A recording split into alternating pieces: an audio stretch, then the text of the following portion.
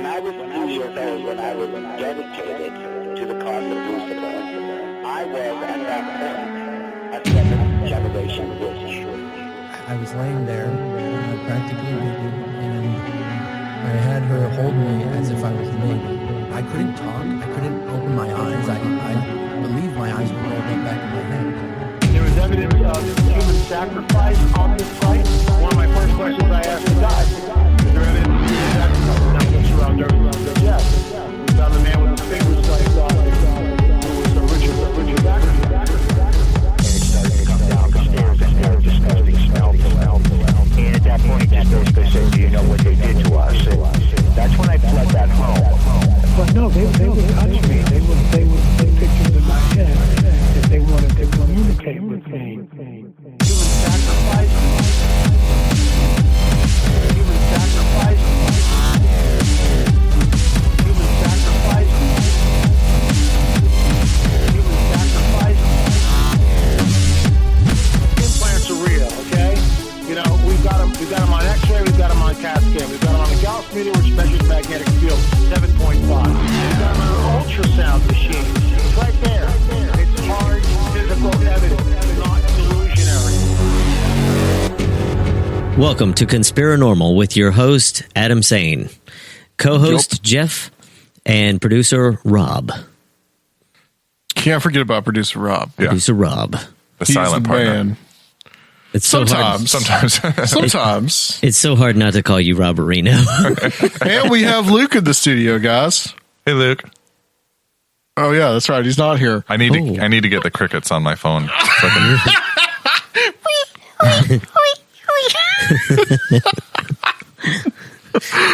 Well, For a second, I was like, where's he going with that?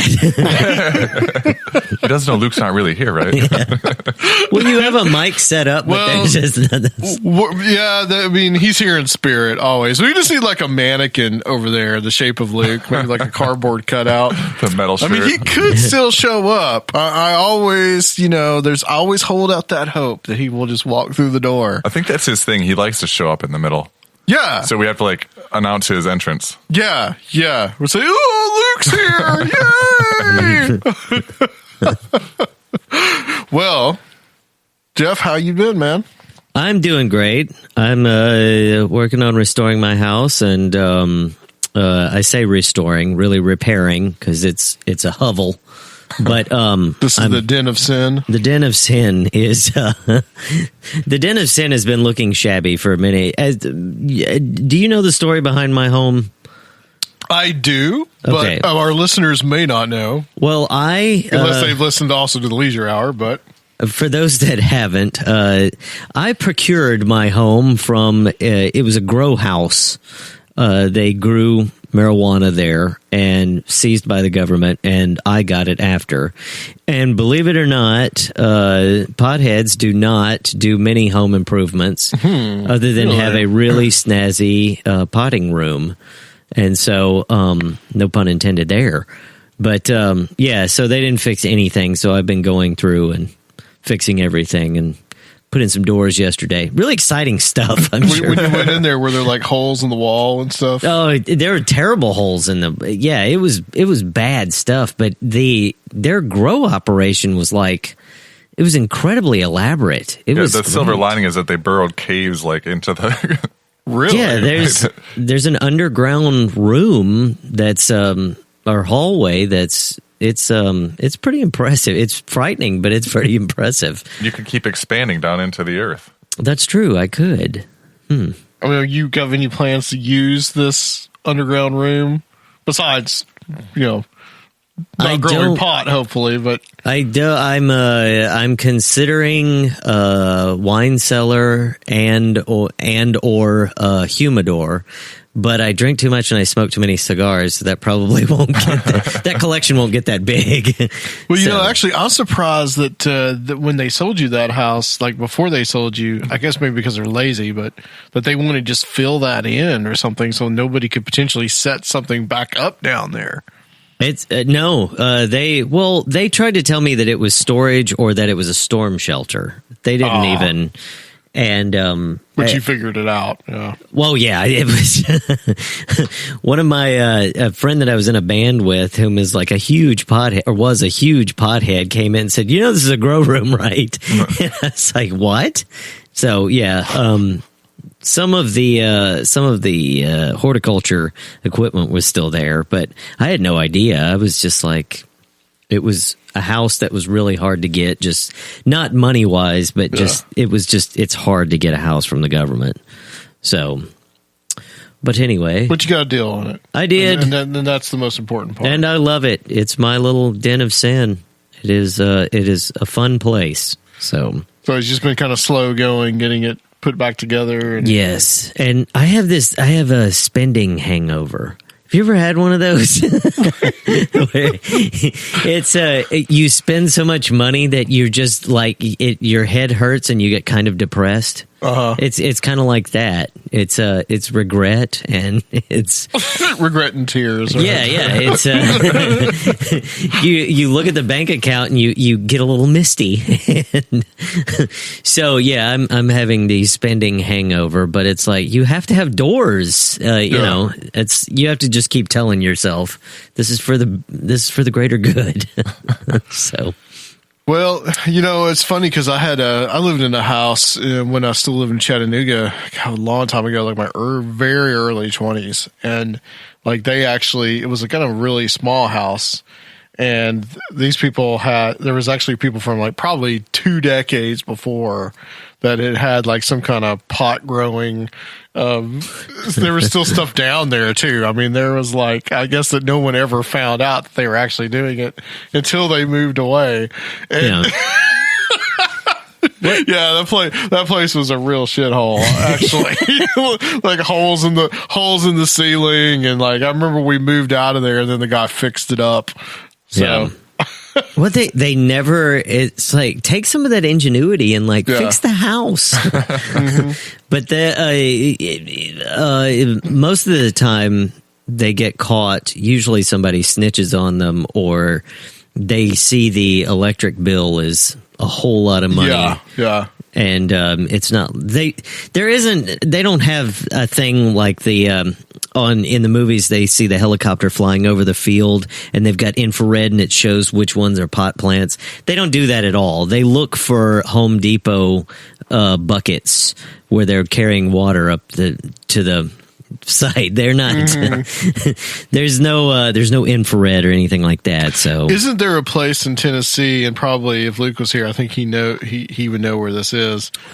But isn't there a place where this guy had dug out just caverns, or he may have dug down into some pre-existing caverns, but kind of expanded it. It's somewhere in Middle Tennessee. I think somewhere near Shelbyville. It's some kind of like... I'm sure there's... It's some kind of amazing... it's probably like some kind of amazing place that people actually... The government will actually... I think the Tennessee government will actually give you tours of it. I don't know. There's... what is it? There's the I think it's the underground lake or underground river, they call it. And that was used back in the 20s. People would go down, bootleggers would use that a lot. So I'm sure there's people still. Mm-hmm. I mean, Tennessee's an interesting landscape in and of itself, especially East Tennessee. So I'm sure there's some kind of grow operation going on that I don't know about. Somebody told me that the guy that owned my house, he actually got snitched on. And so that's how he got caught.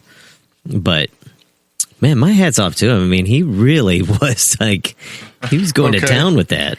This is the, it's the Tennessee Pot Cave.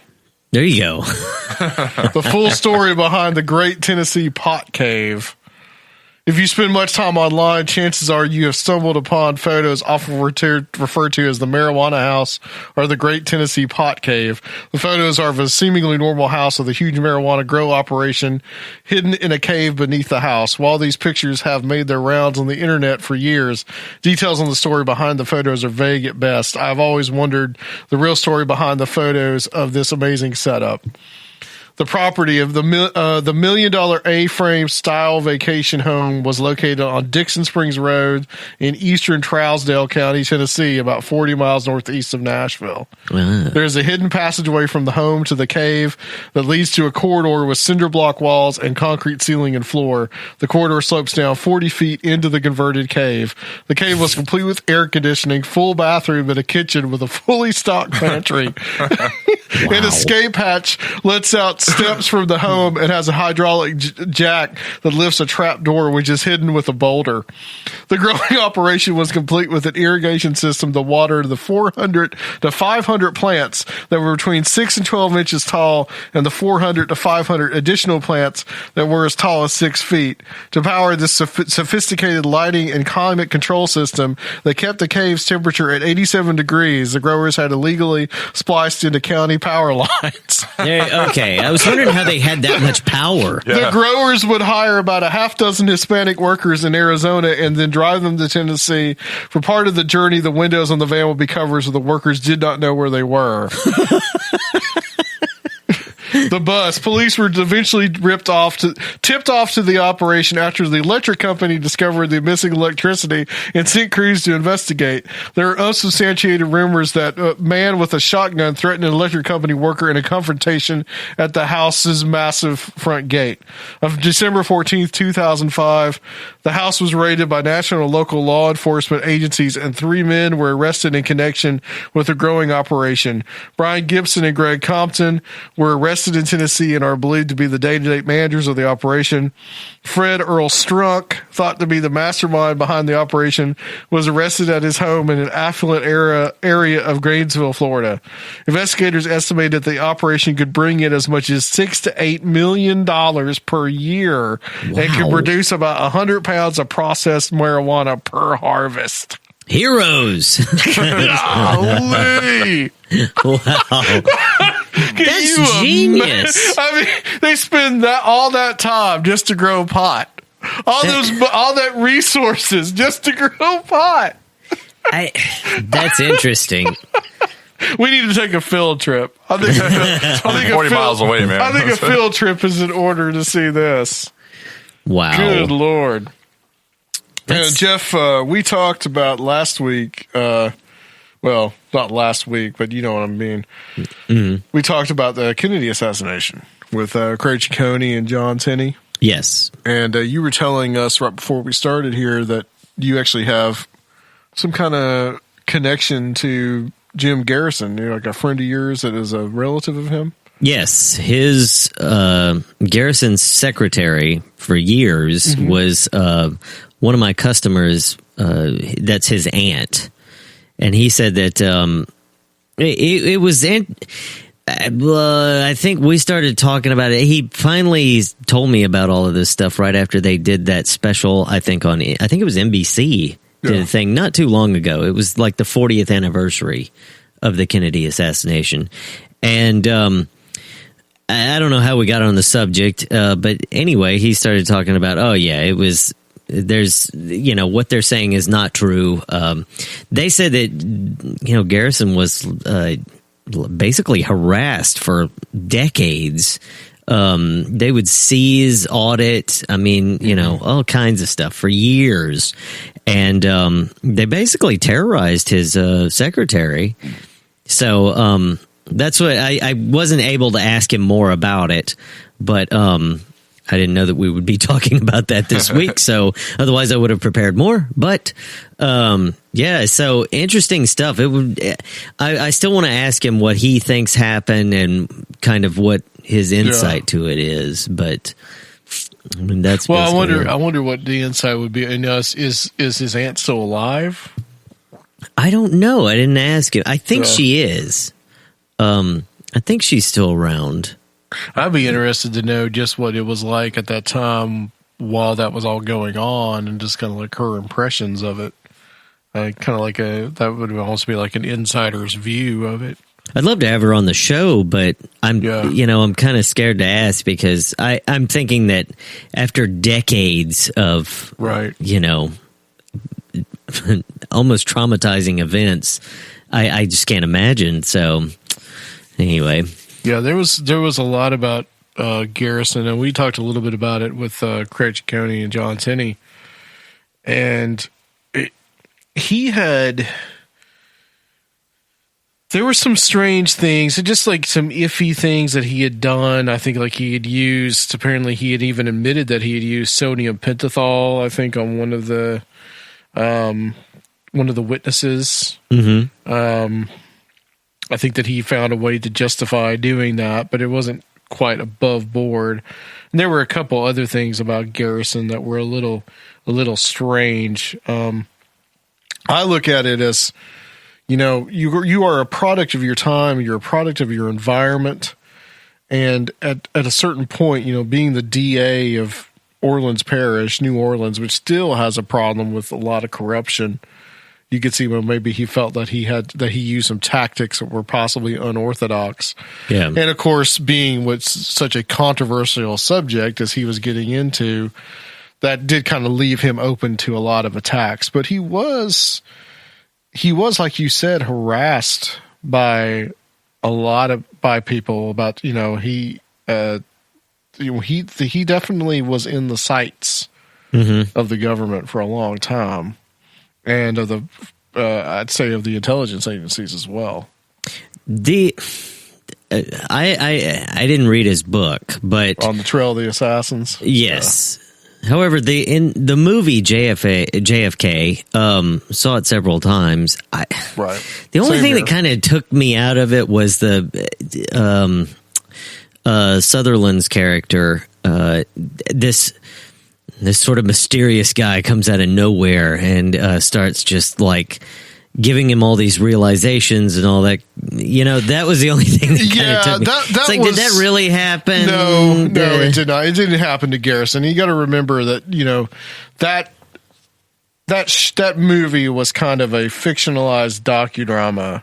Oh, so that didn't happen? No, that did not happen. Okay. But Donald Sutherland's character, Mr. X, was actually based on an actual Army general whose name is escaping me at the moment. I hate it when that happens. Welcome to my world. But he apparently was but he had some ideas about the Kennedy assassination, and actually that claim that they said in the movie that he was coming back from Antarctica and he was in New Zealand and he was looking at the time zone difference, and he actually saw that, you know, they had all this information about Oswald when Oswald hadn't even been convicted of killing J.D. Tippit at that point, but he was already in the New Zealand press, pictures of him, all this kind of stuff. That actually did happen to the person to the actual person. So that actually was part of it. True. But that was just a way to convey his ideas to, in the film. Cause that film was based on, 2 books. It was based on Garrison's book On the Trail of the Assassins, and it was also based on Jim Marr's book, which was Crossfire. So it was actually, but, you know, instead of just making it straight about the Garrison case, Stone also had to include all the other things in about the conspiracy and all these other ideas. So that's how he structured it. So there was a little bit of liberty, and there was a little bit of fictionalization. See, I hate that he did that, because it was intriguing up to that point, and then it was just like this guy comes out of nowhere and just starts, you know, revealing all of these.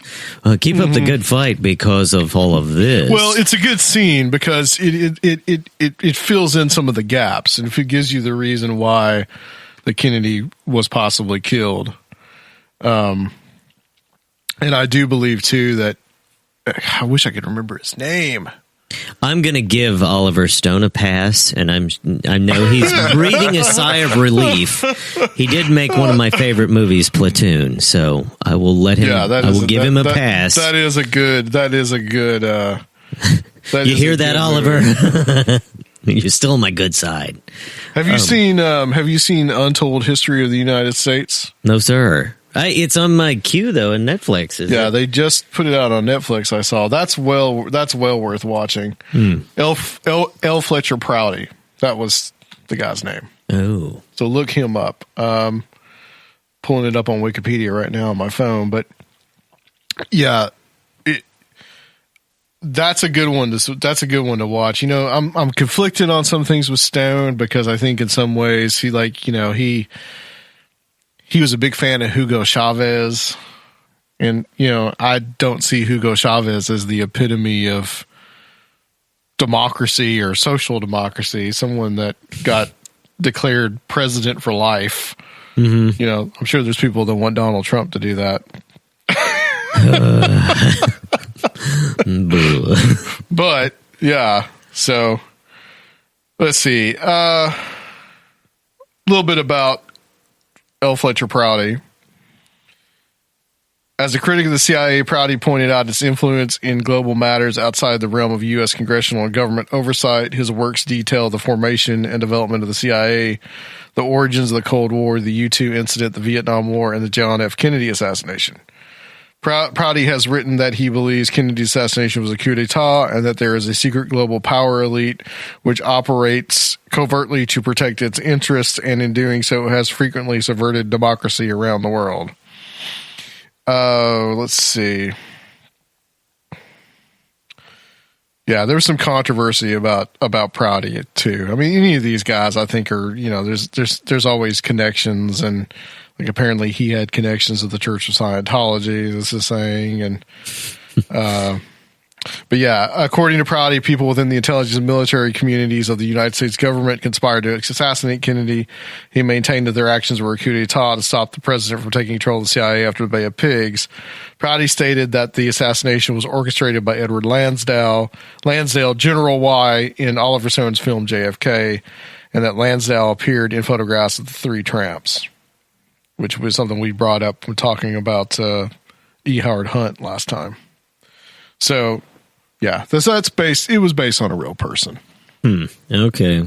It so took me out of the movie. I know that you all are concerned. That's actually one of my favorite scenes in that movie. That's probably my favorite scene in that movie. I mean, what Daniel Sutherland is, I mean, he's an amazing actor. Mm-hmm. He's just like, you put him in a scene, I mean, he has the X factor. He's a great actor. So, but that moment, it was just like, wait a minute, what? But so what do you think about? I'll say a name and then you expound on this. Jack Ruby. Jack Ruby. Mm-hmm. Well, first of all, I would say that I always thought it was very strange that you read both of the books. I did not. I will admit that I'm a moron, but in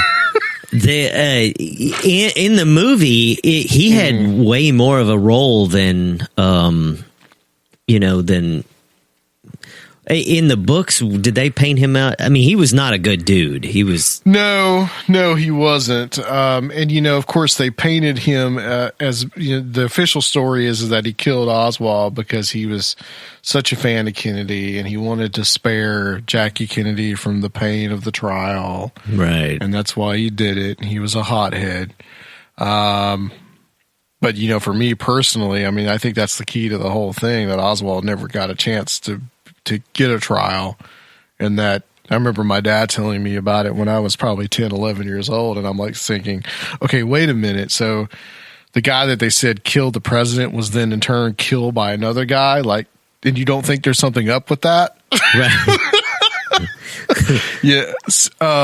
I mean, Ruby was, he had connections to the mob. It depends on what researcher that you study. There's all kinds of people that say there were people that came forward that said that Ruby had actual contact with Oswald, and another man named David Ferry, who was in Oswald's crowd in New Orleans. Definitely there were mob connections, and whether those connections were linked to the CIA or any other organization, I don't know. But it's possible that he could have been activated to take him out for whatever reason. Maybe they had some dirt on him, or maybe he was he had been part of something. He was part of it. He was the one chosen to do it. I mean, who knows? He did. I think he died. I think he went on trial, and I think he died in 1966, or 66 or 67. And he was he'd actually tried to get the Warren Commission to get him out of Dallas when the Warren Commission was being investigated, and he wanted to go because he was afraid that if he stayed in Dallas, he was going to be killed. And he made all these kind of strange statements that he knew the real story. And then later, I think in 66 or 67, he died in prison from cancer. And there's some people that have speculated that it was a cancer that was an injection. You'll hear those conspiracy theories about, that we can use cancer as a weapon basically to kill world leaders. I mentioned Hugo Chavez. There's actually a conspiracy theory that we did that to Chavez, that somebody injected him with like a doctor that was on the CIA payroll injected him with cancer cells, and then he died a few months later. Interesting. Yeah, there's all kind of weird stuff like that. I have as much as this stuff that I've studied, I really could not and put it past somebody to do that. To look at cancer as a weapon, basically. A little sidebar, my ex-stepfather, whom is deceased, he actually was thrown out of Jack Ruby's strip club when he was in the service, or Nam or whatever. But Jack Ruby himself threw them both out of the strip club, out of one of his clubs. And of course, my ex stepfather was not a good dude either. But it's always kind of fascinated me about that guy. His name, I don't know, it always comes up, but it's always more than just, what is told or whatever. But well, some have speculated also too that a lot of what Ruby was saying was that he had these ideas. He had like a persecution complex, and apparently he had these paranoid ideas because he was Jewish, that everybody around him were Nazis and they were trying to kill him. Apparently he became rather mentally unhinged toward the end of his life. But it's very strange that the Dallas police did not secure that building. And there's also, and it is speculation that somebody on the Dallas police let him in to where he could shoot Oswald. And there's also footage of Ruby in the police station while there was like a little brief press conference that they took Oswald to, and actually Ruby is there in the crowd. So he was there 2 days before. He was there on Friday, he was there on Saturday. Wow. And then on Sunday is when he shot Oswald. I had not heard so they sort of leaked this, not leaked, but they told everybody that he was trying to spare Jackie O's feelings. Yeah, that was the guy that owned a strip club. Yeah, that was the official explanation. But then you look at all his mob ties, and then you look at the mafia's ties to the CIA. Sounds like horse pucky to me. And that was very classic. That's a very classic mob way to kill somebody. Just go up to him and plug him in the stomach. Yeah. That was a very classic way to do it. In fact, you see that, now this is made later, obviously, but you see that in the movie Godfather Part 2, where they're taking Hyman Roth. Michael Corleone sends his guy to kill Hyman Roth in the airport, and he comes up and shoots him in the stomach, So that was a very classic mob hit. Interesting. Side interesting note to me, JFK loved Cuban cigars. Loved them. Passionately loved them. Cuban Missile Crisis. Interesting. Anyway. Is there a conspiracy? Is there? Let's get into some news, guys. while we're talking here, this is kind of by the time this episode is going to be released, it's going to be old hat, but apparently Mike Pence went to go see the play Hamilton, and I know absolutely really nothing about this play. I know it's about Alexander Hamilton, obviously, but I guess that it's also I guess it's about homosexuality. I don't know. Do you guys know anything about it? I don't know anything about Hamilton. Yeah. But apparently the crowd started to boo Pence at the curtain call, and the cast of Hamilton had something to say to Pence. And I want to listen to what they say, and I want to get you guys' opinion on whether this was hostile or not.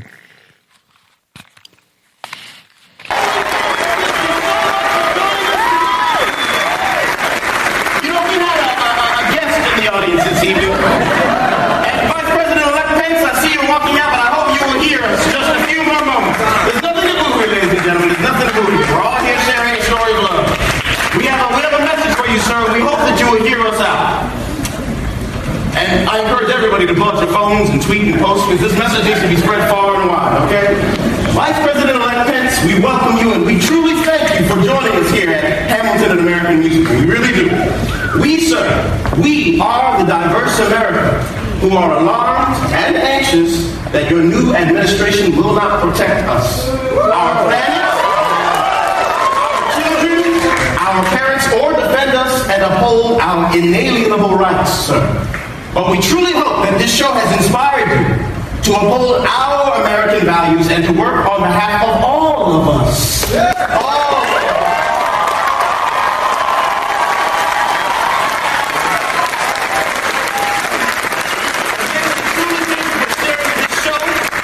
This wonderful American story told by a diverse group of men and women of different colors, creeds, and orientations.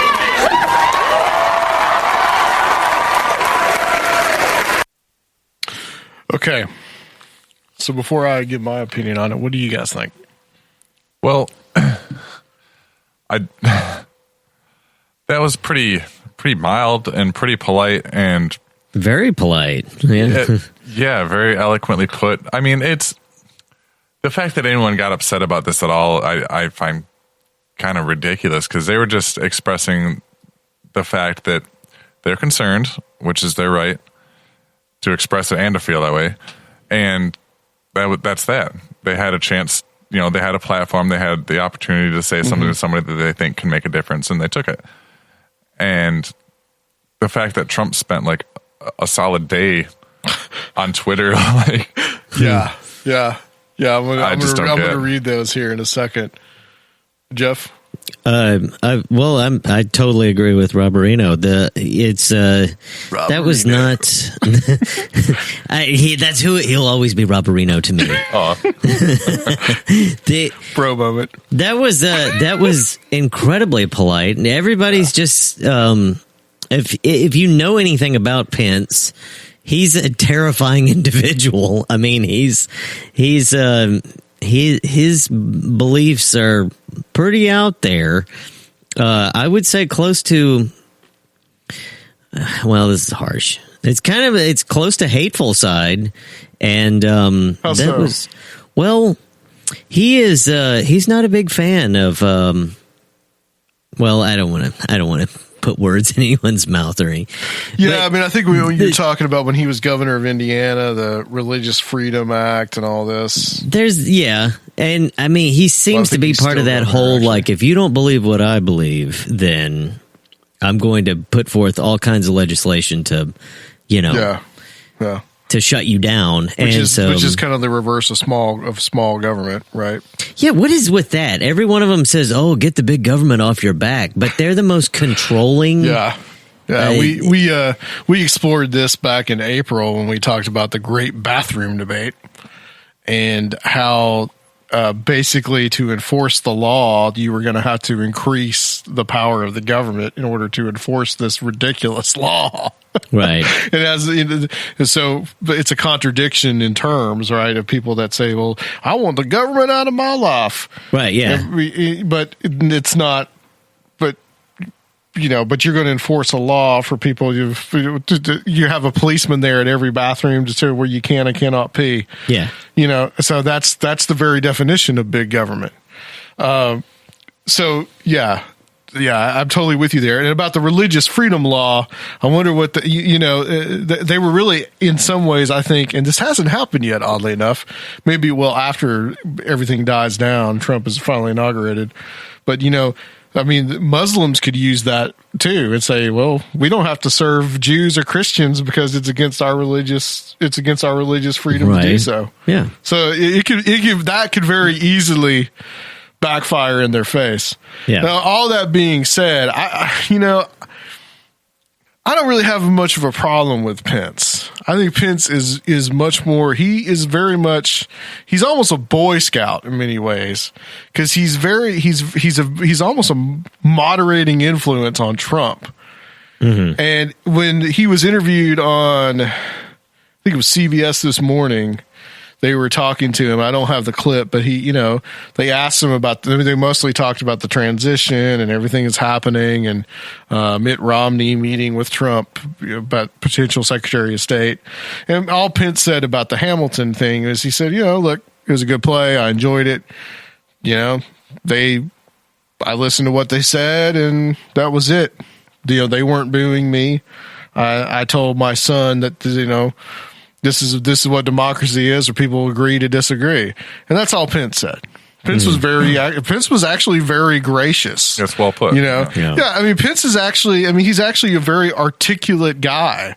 When I was listening to the vice presidential debate with him and Kaine, I thought Pence, this guy should be the Republican nominee. I actually would have more voted for him than Trump because everything he said, he was very well spoken. I didn't agree with everything that he said, but he laid out an argument. Right. Okay. Well, we're all just concerned. That's it. Yeah. We don't know how it's going to go. And Trump, but yeah, the whole gay rights thing. I noticed that a lot of people, and I think this is where the Hamilton stuff comes in. A lot of people in the gay community are afraid of Trump being elected, even though Trump has said many times. He has said many times that he's not going to do anything against gays. He's already come out and said that the Obergefell ruling, the gay marriage ruling, was going to stand. Mm-hmm. But I think a lot of the reason why people got so freaked out and you started seeing these suicide hotlines for gay, lesbian, and trans people is because of Pence's policies, not necessarily Trump. But it's all lumped together. Well, here's Trump's tweets. This is what he said. Our wonderful future VP Mike Pence was harassed last night at the theater by the cast of Hamilton, cameras blazing. This should not happen. Words. I couldn't disagree more with that. and this one's the real kicker. I love this. The theater must always be a safe and special place. The cast of Hamilton was very rude last night to a very good man, Mike Pence. Apologize. See, there's every time I try to give him a chance, he goes there with that. Those demands. Two things. Safe and secure, safe and special place. I've been seeing so much stuff on Facebook about all the Trump supporters or non-Trump supporters, whoever, making fun of millennials and saying that they need their safe space. And I will still maintain that most millennials are not like that. In fact, you have millennials that are just as much Trump supporters as on the other side, and some that just don't care. This whole safe space thing is these stupid things that they're doing in colleges that are ridiculous. But I love how Trump comes out and says this is a safe and special place. Don't need any opinions here. None. That's the other aspect of it. And that's the more worrisome aspect of it. Yeah. Is that, first of all, Trump needs to try to be presidential. He's president-elect for the United States, for God's sakes. January 20th, he's going to be president. Okay. Obama's stepping down. Trump's moving in. And getting on there and ranting and raving on Twitter And who even knows if it's him? It could be just these staffers that are doing it, but it seems to be him. Oh, I'm sure it's him. They're going to take his account away again. Yeah. Yeah, they already did that, 2 or 3 days before the election, so he didn't say anything to not get elected. And the second part is, though, people are going to disagree with him. They're going to disagree, and they're going to spoof him like they've already done at SNL with Alec Baldwin. He's already come out against that too. He's a child. Yeah, it's just like, come on, man. Yeah. You got to stay above it. And a few shows ago, I talked about how Obama and the mistake that he made with the Trayvon Martin thing, where he did not remain impartial, and where I thought where I thought that's really the root of this whole thing, where all this racial stuff began to be when the president did not remain impartial. That's when that started. Trump is going to have to remain impartial. He's not going to have to, otherwise he's going to make worse mistakes than Obama made. He's not going to do that. And that's Adam and I were talking about this earlier too. Like, all he's done now is draw out the trolls. He's put himself up on a stand to be shot at by all these comments and all these, anyone who's got something to say about it. If you just turn your head and ignore it like Pence did, and I as much as I don't agree with a lot of the things he believes, I got to commend him for that. It would just go away. Yeah, exactly. Let Pence defend himself, which he did. Yeah. He said, okay, that's discourse. That's it. That's all that needs to be said. That and democracy does not work without opinions. Everyone needs to have an opinion. Even the people that are wrong need to have an opinion. They need to express it. That's wrong. That's how it works. We've given the world economy to a child. Well, it's okay. Don't worry. The neoconservatives and CFR guys are all in control anyway. So, and another thing, and I couldn't really substantiate this because some of it looked like rumor, but apparently, supposedly, there was a Trump supporter in a balcony in the Hamilton cast of Chicago that started yelling, "We won, you lost, get over it," at the cast of the Hamilton cast of Chicago, and said that the cast started to cry or something. And then I'm like, okay, I couldn't substantiate it, so I really didn't have. I want to see video of this. I have heard a lot of these sore winners stories. I want to see video of this. Otherwise, I'm just not going to believe it. You mean of sore winners? No, of that particular case. Oh, in Chicago. No. I saw some really horrible stuff on, Full Frontal. There was really terrible, hateful stuff on that. Really? Yeah. You don't want... I wish I hadn't seen it. I don't want it in my head. Right. But it was really racist, terrible stuff. Let's talk about this. And I have another angle on this. This is lately. Here. Trump fans are making a statement to Starbucks by ordering with Trump's name. If they refuse, take video. Trump supporters are ordering Starbucks under Trump's name to make a statement to the coffee company. Operation #Trump Cup. Go to Starbucks. 1, go to Starbucks and tell them your name is Trump. 2, if they refuse, take video. Please share and spread the word. The trend was apparently started by Twitter user @BakedAlaska on Twitter is so silly, dude. Anyway, since then, many supporters have ordered Trump cups and shared them online. @BakedAlaska, a former BuzzFeed employee, the website I'm reading from actually, told his told his supporters to 1, go to Starbucks and tell them your name is Trump, and 2, if they refuse, take video.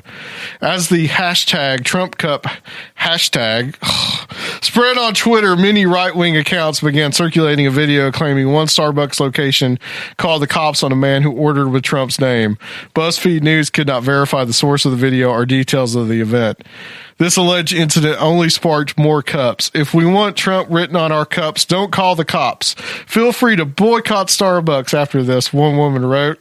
Okay. A spokesperson for Starbucks told BuzzFeed News they do not require baristas to write or call out customer names.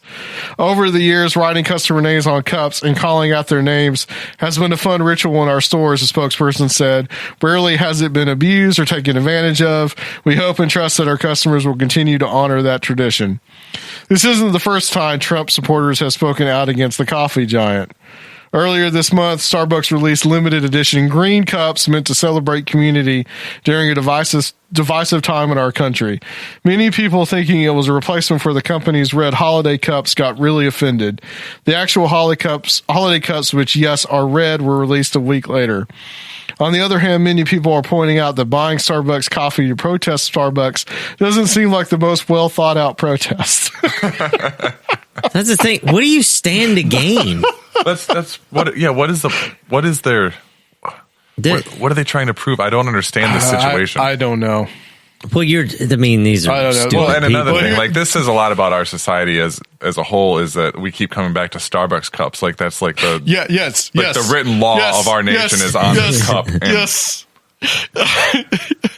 I'll conclude it with this. This isn't the first time this week Trump supporters have made headlines in Starbucks.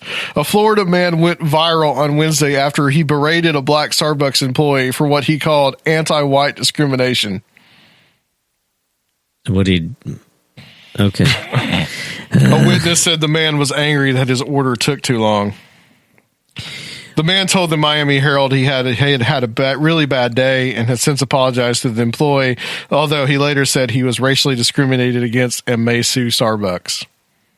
He also stated in an interview that he gave on the local station that he was mentally ill and off his meds that day. yeah, that makes more sense. You gotta go with the Occam's razor sometime. Back to what you were saying. Why is Starbucks the pinnacle? Is that the pinnacle of our civilization or something? Yeah, exactly. At least once a year, we got to get upset about these stupid paper cups. Like it's a cup. It holds coffee. I love coffee. Well, people also hold like I was saying before the show, the CEO of Starbucks is considered to be one of the most. I mean, he's essentially a humanitarian.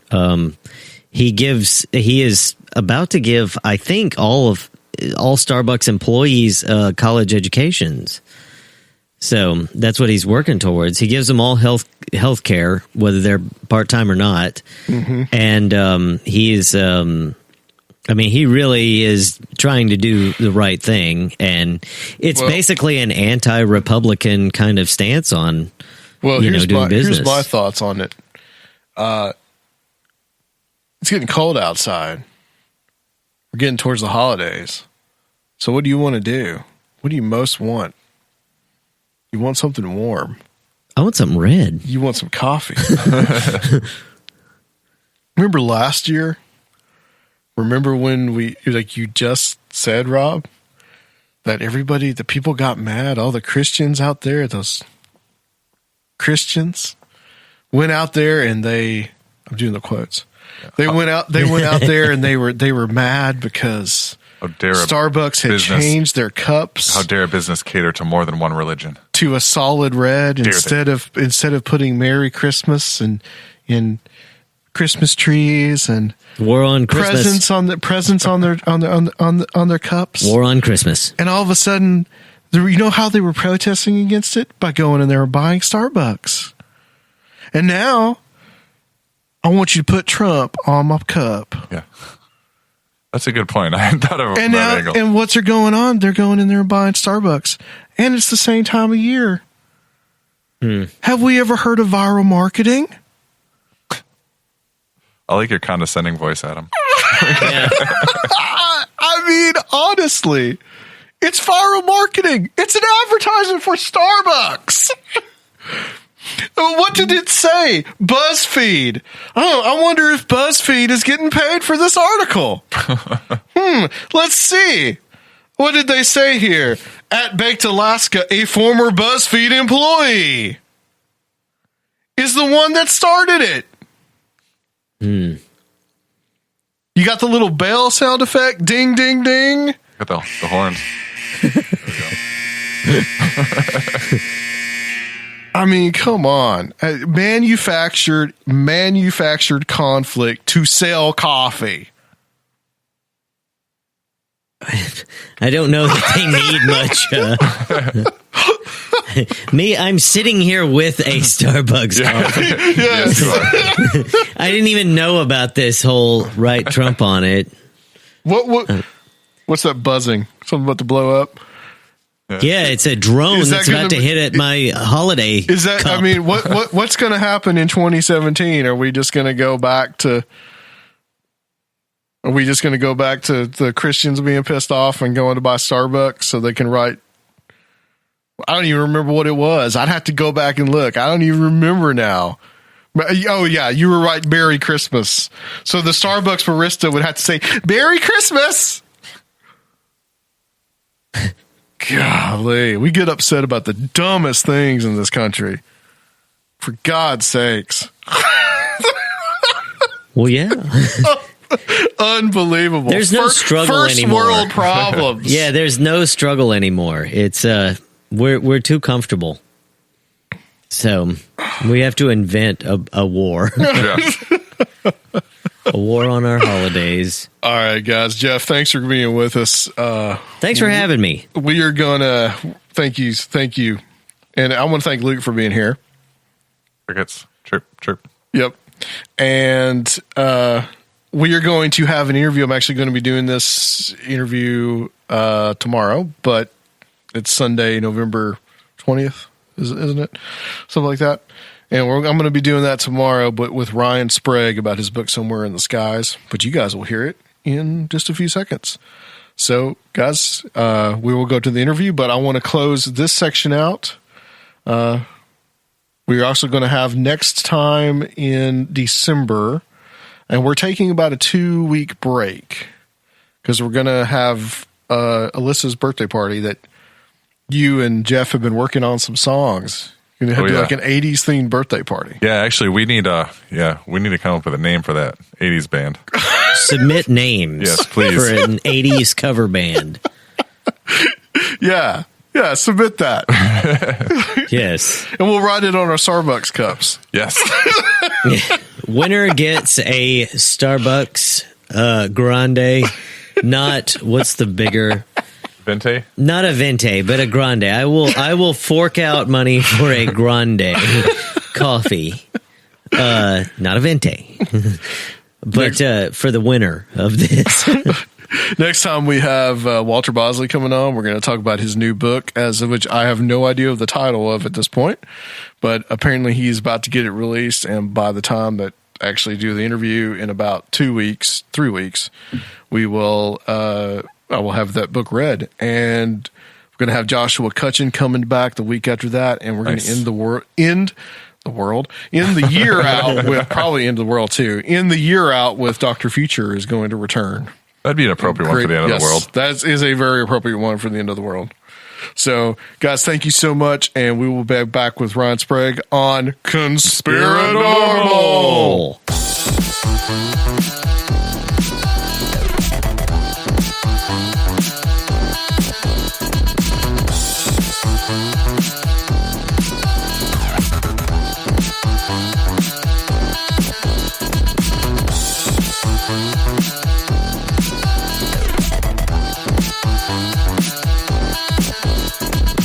All right, guys, we're here on Conspirinormal, and this is the interview portion of the show. And on the line, we have a first-time guest, Ryan Sprague, and we're going to talk about his book tonight, Somewhere in the Skies, which has to do with one of my favorite subjects on the show, as anyone can guess, which is UFOs. And I am here by my lonesome.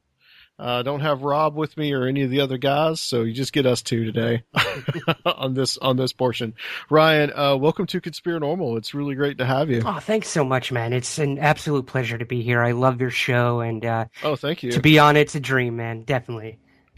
Yeah, that's awesome to hear. You know, I had heard of you for a while now because I know that you write. I think you write for Mysterious Universe and also for the Paranormal Brain Trust with Jim Harold. Yeah. I haven't written anything for Mysterious Universe yet. Okay. Been in talks with the guys over there. I love the work they do. But yeah, I'm part of the Paranormal Brain Trust. Again, Jim Harold, one of the preeminent podcasters out there. His was the first show I ever listened to. And I was. He's been doing it for a long time now. Yeah, man. I want to say God, early 2000s, maybe mid 2000s. I think around 2005. Okay, I think is when he started. Yeah. Yeah, and I reached out to him at one point. Said, if you ever need writers for anything, let me know. And lo and behold, he created sort of this really cool hub for people in all different walks of life could write for. You know, you got Nick Redfern, Marie D. Jones, Teresa Argy, and they all sort of have their specialties. So, Micah, Nick, and I sort of took the UFO reins and running with it. So. Yeah, absolutely. Tell us a little bit more about yourself, about some of the other things that you're interested in besides UFOs. Yeah, definitely. We all have passions in life. UFOs aren't my whole life. They're a big part of it. But I grew up an athlete. I was a baseball player. So I'm really into baseball still to this day, watch as much as I can. Go Cubbies. But other than that, man, I actually went to school for theater. I caught the acting bug late in high school, and I thought, you know what, I'll give it a try. So I went into college for stagecraft, which is, building sets and designing stuff. And I really enjoyed it. It was really cool learning how all this stuff was made and how you make the little models before you make the grand scale set.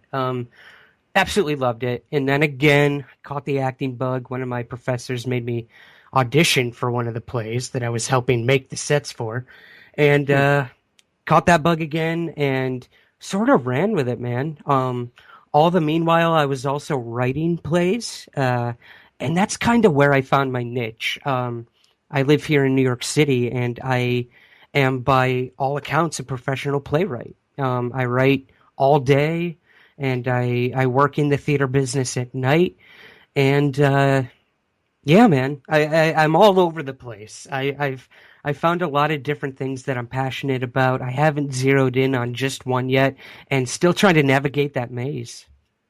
I think it's good to have many different passions and to have many different things that you're into. I think that's a good thing. I hope so. Yeah.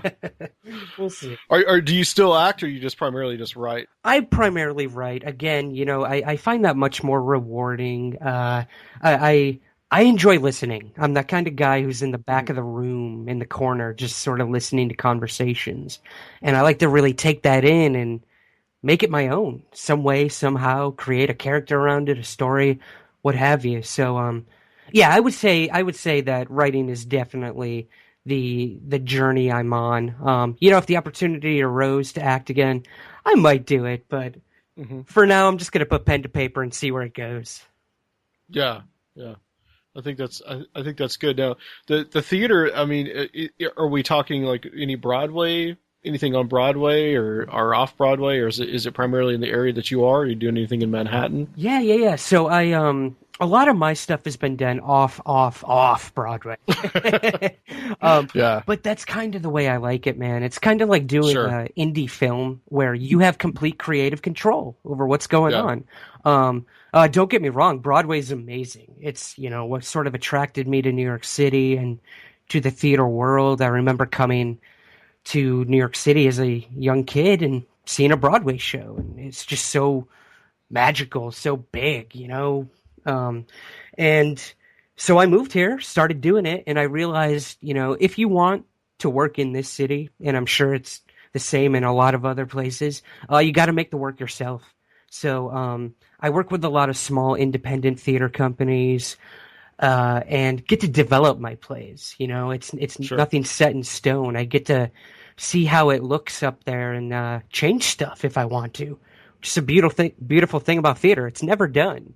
It's whereas like a movie, it's sort of done, immortalized, and there's that. But I do work on Broadway at night. I bartend at the Broadway shows, so that's my that's my bread and butter. How I pay the rent here. Very nice. while I'm writing and hunting UFOs during the day. Ryan, how does your theater experience and your involvement in that, how does it reflect on your also this other interest in UFOs? It's interesting, man. When I first started really getting serious about UFO research, I was worried. I was worried that I wouldn't be taken seriously, that my voice wouldn't really be heard because, I come from an acting background. And what's an actor? Nothing but a person faking, a person pretending. So I was nervous at first to really try to mix and meld that together and embrace both of them because I wanted to be taken seriously in both facets of my life, whether it's theater or UFOs. And if you swing it either way, man, you're going to get ridiculed. In the theater biz, if they see I'm hunting UFOs, they might think I'm a little out there, which most theater people are anyways, let's be honest. Right. But, on the flip side, too, I wanted to be taken seriously in the realm of UFO studies because that's what we need and that's what we lack a lot of the time. So I would say the true melding came when I spoke to Peter Robbins, my mentor in the UFO field. Who, good friend of our show, too. Absolutely, yeah. And he is the older version of me, Adam. I have to admit that, man. We both are into theater, and we both are obsessed with UFOs. We both had personal experiences with the UFO phenomenon as well. So I kind of took after him and made it together. So what I decided to do is I started writing a stage play about Peter's involvement in the Rendlesham incident. That is still in development here in New York City. I meet with Peter, once a month to nail down every fact we can possibly come up with about the case. And for me to just get to know the guy, I'm basing a character around him. I want to see his mannerisms, how he speaks, just everything you can think of that gets infused into a character. That's what I wanted to do. So yeah, still working on that here in the city. And another short play about UFOs and abduction experiences. But I'm sure we'll talk a lot more about that later. Yeah, sure. Absolutely. Well, let's get into the book, Somewhere in the Skies. I want to talk about what made you interested in first of all, writing a book about this subject and about UFOs from the experiencer's perspective. Mm-hmm. What was it that made that you wanted to write it just from that perspective instead of going maybe for like a nuts and bolts scientific examination? Right. So I approached the publisher of the book, Richard Dolan. I'm sure you're familiar with as well. Oh, yes. Yeah. About 2 years ago. And I, again, I'm this young, naive researcher thinking I've got something to contribute. So I go to him and say, I want to write a book on UFOs. He's like, yeah, so does everyone else. Like, what? And he was honest with me, man. He's like, well, what do you want to do? How do you want to contribute to the field, move it forward? And like I said, I was like, I don't really know how I can do that. So I really took some time to think about how I could do that. What could I bring to the table that's going to benefit ufology? And I decided that I wanted to focus on those who had the experiences. That's what always interested me most when we would hear about these cases, whether it's in book form or documentary form. I wanted to know, what about that person having the experience? How did it affect them afterwards or even during the experience itself? What do they think it is, other than this talking head on the documentary telling us what these people thought? So that's what I really wanted to focus on, that human approach to what could possibly be an alien phenomenon. And not in the terms of possibly ET and origin, but something foreign, to these people having the experience. Right. So yeah, man, that human impact, that emotional state they're in, the implication to the event, that's what I really wanted to focus on. And maybe that could give us some answers with what we're dealing with. Mm-hmm. Yeah, absolutely. It's always good, I think, for me, especially to hear the personal experiences of people. I'm much more into that than something like trying to figure it out scientifically, Mm-hmm. or trying to prove it in any kind of scientific way. One of my favorite of the paranormal themed shows, because another interest of mine is ghosts and that kind of stuff. Yeah, definitely. Was actually celebrity ghost stories, believe it or not. And the reason that I liked it, not necessarily because it was celebrities or whatever, was that it was mostly told from the perspective of these people telling their personal stories. Mm-hmm. Instead of the whole old, tired, let's get in here with some meters and go investigate an abandoned hospital or somebody's house and play with flashlights. I enjoyed that much more because when you see someone tell a story and you see the look on their face and you can tell that to that person it was 100% real, whether it's real to you or not, that person actually experienced that and it affected them in some kind of way. Absolutely, man. I couldn't put it better myself. The catalyst event for that approach to the book came when I met someone face to face, just like what you said. When you actually see them, okay, I'll put it into context. I'm sitting at a diner with a woman who had a possible abduction experience when she was a younger kid. She's sitting at this diner with her husband, and she's gripping his hand, as tight as she can. She's bawling her eyes out. Her knee is like hitting the bottom of the table because she's so nervous, at like a constant rate. And this is all things that I was looking at while she's recalling this very traumatic event that happened to her. And right there, man, there's your human reaction. Whatever happened to her, whether it was ET or not, she believed this happened, just like you said. This person firmly believes that what happened to them, and I'm not going to take that away from them. I'm going to record their account, and I'm going to work with them to try to figure out what they think it was. Again, instead of having someone tell them what it was. And that involves instead of yourself or someone else telling them exactly what you think it was. Yeah. Yep. Exactly. Yeah, exactly. Let's talk about your experience, because I think that as someone that has had an experience, a UFO experience, that you can relate to these people. So let's talk about your own personal and how it actually affected you growing up. Sure. So, yeah, I had an experience when I was 12 years old. This took place in upstate New York, in the Alexandria Bay area off the St. Lawrence River. So every summer I would go on a weekend vacation with my parents, and I'd go fishing. I loved it. It was, it was relaxing. It was something I could do by myself. I was always sort of a loner. So I'm fishing off this dock of our hotel one night, and I'm listening to Green Day. I remember this distinctly, the Dookie album. I'm listening to Longview, and I'm just casting my reel out, not catching anything. But I loved it, man. I absolutely loved it. It was a perfect night. And when I'm going to reel my line in, I see these 3 white lights reflected in the water. I was like, are those in the water? Like, what's going on? I'm 12 years old. Common sense isn't at its best yet. So I'm like, I should probably look up because things reflect in the water.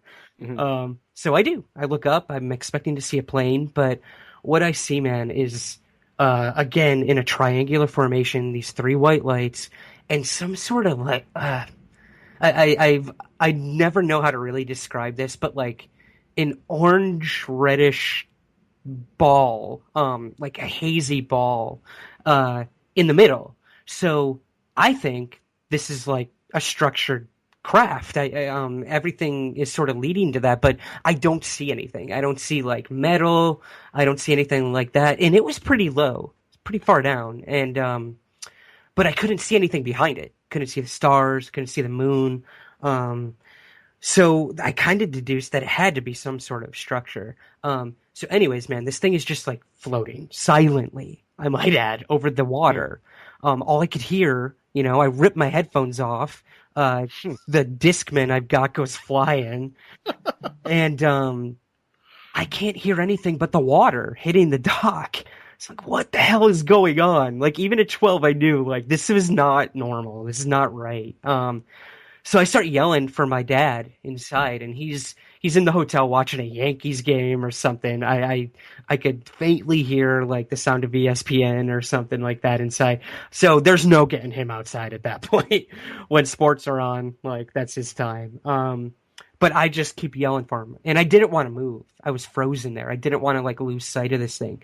He finally comes out, and this thing is just floating away very slowly into the distance. Now, it's hard to really imagine it going this way, but it's possible. I think whatever it was went into the water. My dad believes that it just sort of, went over the crust of where the water meets the sky and disappeared. He thinks it was a plane. And you know what? I don't blame him. He's there to protect me, tell me everything's all right. But I just knew something was off, man. Like, this was not a plane. I didn't hear anything. No lights were blinking. Nothing. So that was my one experience. I saw a triangular, quote unquote, craft, and I was terrified, man. Like, I had no idea what I saw, so I started taking out all these books at the library about UFOs and Loch Ness Monster and all that paranormal crap. And I use the word crap in quotations because I know that it's no longer that. In some ways. But yeah, dude, I just got obsessed. My fear turned into obsession, and I've just been trying to figure out that triangle ever since. Now, when you said that you didn't hear anything, or you talk about that you didn't hear anything from the triangle, but you said you didn't hear the water? I could only hear the water. Okay. Yeah, so that's kind of when I was like, all right, well then why the hell is this thing above me not making any noise? Yeah. And because if it's a jet, you would hear that, right? You really would, right? And even like, I struggle a lot with this, Adam. What I think I saw very well could have been something military. There's an Air Force base kind of far away from where this area is, but far enough away where why would it be in this area? Stealth flight was just coming into the public eye around, early mid-90s. So I can't deny that, but that being said, what I experienced was so freaking weird, man. Like, it felt like time slowed down. I didn't hear anything, but I could feel like vibration, like kind of going through me, like in the back of my neck and my chest. So I'm like, is this the aftermath of whatever this thing is instead of hearing it? I don't know. I honestly don't know, but that one singular event has just kept me going since then. Yeah. Well, I mean, even if you could say, like, you could rationalize and say it was some kind of military aircraft or top secret, it's still something that is essentially unknown to you, and that mystery is probably always going to be there. Yeah, exactly. I'll search far and wide all I want, but I don't think I'll ever know what happened that night. And I'm kind of okay with that because it's opened up so many doors to other experiences and other sightings and other people who've seen what I saw. So, right. Let's talk about some of those stories. I want to get into, and you start off with the book talking about these orb stories. Mm-hmm. And this is interesting because you could almost look at this and say that this is not a UFO, that this could be more of a of a ghost kind of phenomenon. Yeah. That people are actually seeing. And I found it. I like how you structure the book. You start off with these very simple sightings, and then you go all the way into the area of abductions. Mm-hmm. And I like how you take a step. It's step by step as things escalate to this point. But let's talk about some of these orb sightings and what's one of the stories that stands out to you about those and how the people reacted to them. Yeah, so like you said, these anomalous lights in the sky, they seem so mundane when we first think about them, but like you said, man, they could be anything, absolutely anything. Right. And our good friend Soraya, he says something I think that is very apropos here, that, if you see a orb, if you see a light in your house, it's a ghost. If you see a light in the sky, it's a UFO. That's such good critical thinking. Yeah, I love Soraya. Yeah, he's something else. He really is.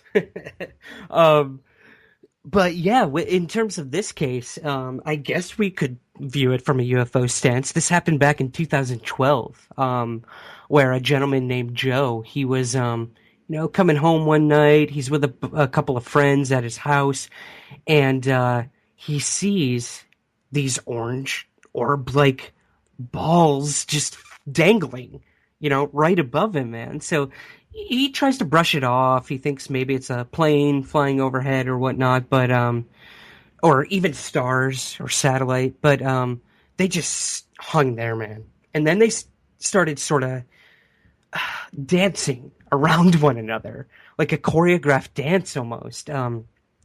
He said it was beautiful, and it just like it was meant for him to see there. But he did tell his other friends to come and see, and they all witnessed this. So right then, the dude's not crazy. Right. He even gets it on camera at one point. I've seen the video. It's very, very intriguing. But this isn't the only time Joe sees this. He starts seeing these orbs like night after night. So he contacts the local FAA branch, and they said nothing was in the sky that night. He even contacts the Air Force Base, Shaw Air Force Base, and they said they had nothing in the skies that night. So we know right then and there this was not conventional aircraft of any sort, whether it's military or commercial. But then what are we left to sort of deduce? Is this some sort of paranormal activity? Something like that. But either way, Adam, the event had a really profound effect on him, even though we might just see this as some lights in the sky. Sure. Joe analyzed a lot of art. That was sort of his job beforehand, from a business sense. He was like an art curator, art history, as it were. But after this event, he felt like something was unlocked in his mind, and he started seeing these patterns in the art that he was analyzing. And his mind was starting to see stuff mathematically, which was something he never was interested in, math being one of them. I can relate to that. And it changed him, man. It triggered something in him, and it made him see art in a whole new way, which I thought was really interesting. And these events sort of have that impact on a lot of people that experience them. Yeah, it's interesting. I mean, it could be something completely natural. Yeah. Or some kind of energy that just comes from the earth. But as you've said before, it's the experience and it's the meaning that we put onto it. It's the meaning we put onto it, man. And like, I like, actually, Joe put it really well when I talked to him. He said, we're looking for something that we already learned, have taught, or have discovered. We've forgotten our way, but isn't entirely lost. He thinks, this is in his words, the answer will be found, heard, and accepted. And while he continues to search for answers, he honestly feels that he'll get some sort of big reveal in his lifetime.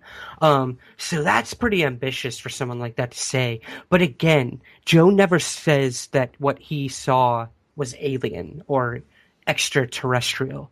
Right. Like you said, it could be some sort of natural phenomena. It could be high strangeness, paranormal. But it definitely changed his life and the way he's lived his life after. You also do an interesting thing in the book in one of the chapters about where you talk to people that are either current military personnel at the time of their experiences or former military personnel. Mm-hmm. And why did you pick those people to focus on? And then also, what's I think the story that I picked out was Chris Balecki's story. It's one I found really interesting. Yeah. So some of the best UFO reports we have out there are from military personnel. And we have to put some sort of credence into that. These people, they are trained to know what are in our skies. If they're strictly Air Force or whatnot, they are able to deduce things much more easily than the everyday civilian. It is their job to be detailed, analyze things, assess the situation. So I wanted to give that a chapter, focus on military witnesses or retired military, either or. So the story you're referring to happened to Chris Balecki, who was in the Navy, and it was in 1972 when he was traveling to Florida to start a new job in a naval communications center. And he had a very I like to relate it to Close Encounters, the movie, sort of like that event where he was in his car, he's driving, he sees this thing behind him, he thinks it's headlights from another car, and then the things start raising up behind him. So clearly this isn't a car. Yeah, that famous scene where Richard Dreyfuss is trying to wave it off to pass him. Yeah. Yep. So, as Chris is recalling this, I'm like, this sounds so much like Close Encounters.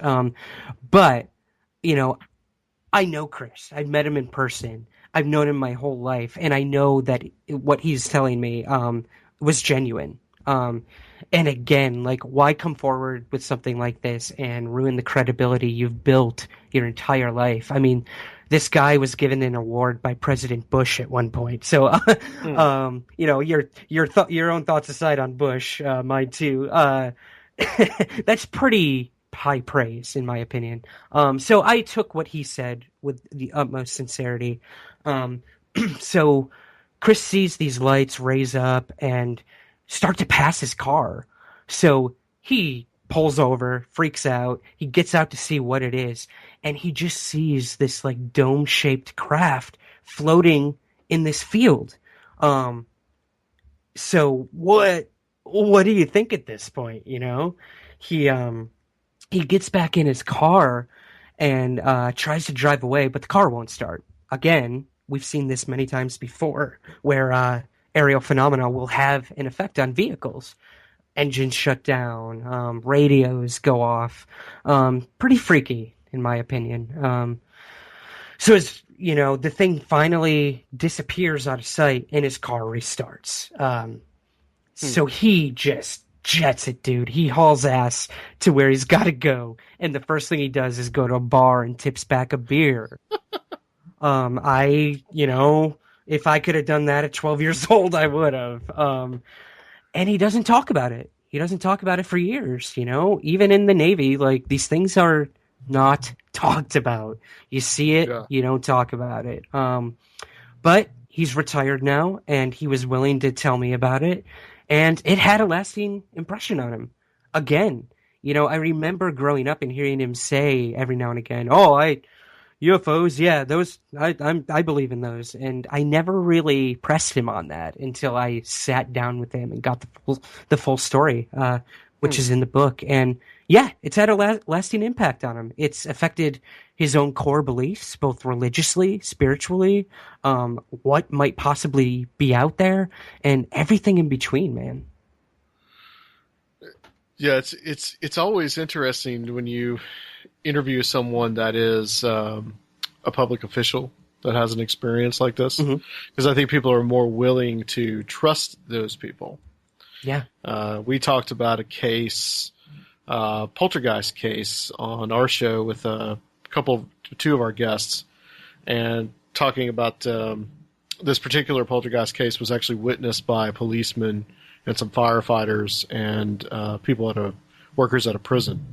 So it just adds that air of validity to these events, that these things actually happen. Yeah, exactly, man. That's a good example of that. In the UFO realm, we've got something like Fife Symington, who was the governor of Arizona at the time of the Phoenix Lights incident. Right. You know, he denied This was it. after he poked a little fun at it with the guy dressed up as an alien. Yep. Yeah. And then came forward after he was out of office and said, "I definitely saw that night." And whatever it was, you know, he knew he was in the Air Force. I believe he was in the Air Force. He was military. I know that for sure. And he said, like, what I saw that night defied anything that we could have made. So again, man, when these it wasn't flares. was not flares. Not saying it was alien, but it was alien. But yeah, stuff like that where officials come forward, that really interests me most. So that's why I wanted to focus on these four men in that military chapter for sure. Sure. Was there another story from that interests you as far as the military? The other one that really struck me happened to a guy named Kevin, who had kind of one of these orb-like experiences. This is back in 1997 in Panama City Beach. And his cable went out one night, so he went out to the cable, the cable box outside to try to fix it. And he sees this green ball of light just floating ominously in the sky.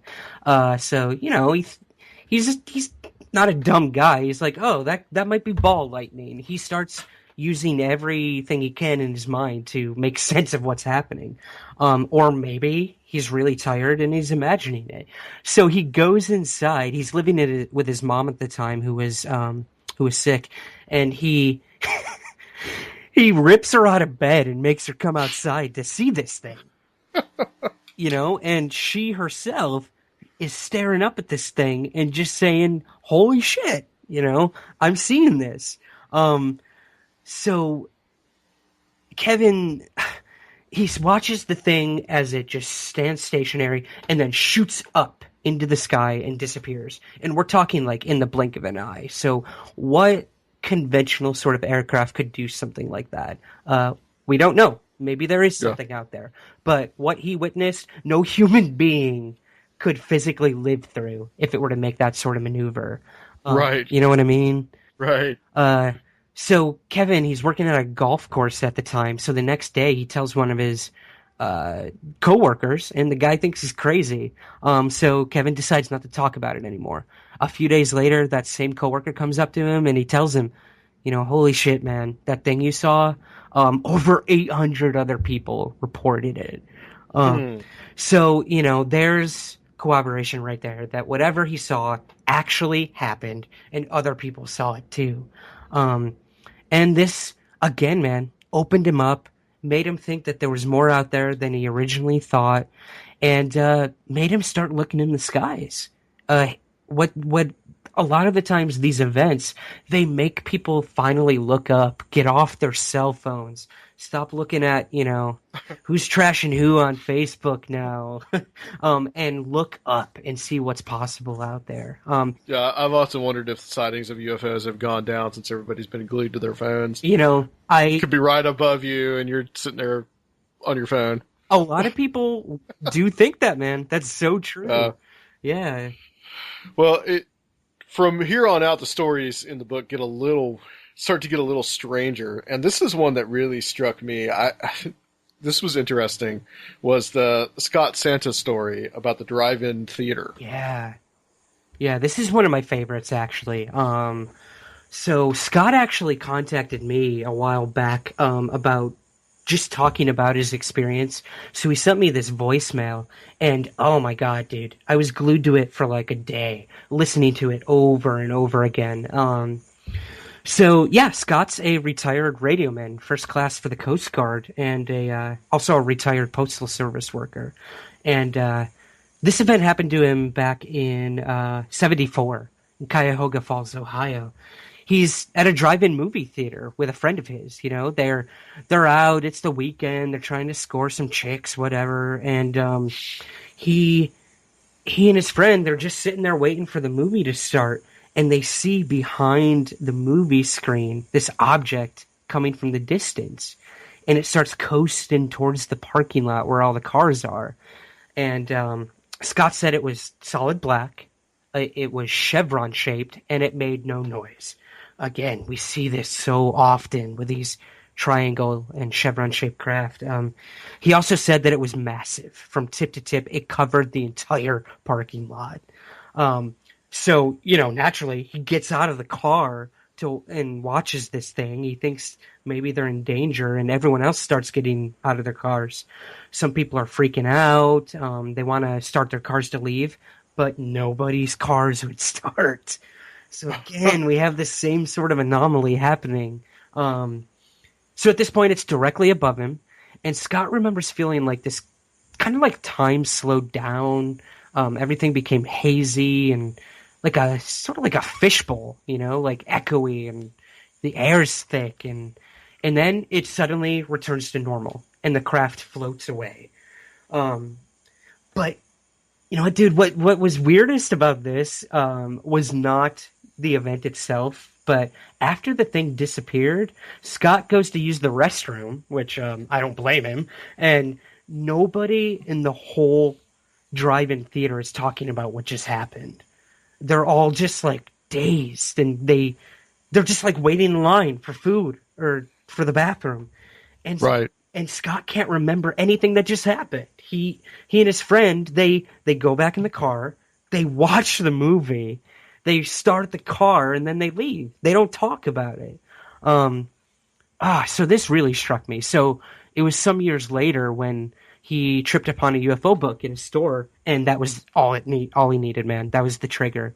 The memories just started pouring in about what happened that night, and he remembered everything. You know, the air was super thick, the way the thing floated, and but you know, everyone who witnessed it that night, they all seemed to have some sort of instant amnesia. Like it happened, and then they forgot about it, and that really, really tore him apart. He didn't know why, you know, such a dramatic thing happened and no one did anything about it, and that they all sort of forgot about it. Scared the crap out of him. And he felt like that people just kind of stopped where they were as they watched this thing, and everybody was silent, and everybody's head was turned towards the sky to see this, but yet no one talked about it afterwards. Exactly, dude. It's almost like you called a timeout.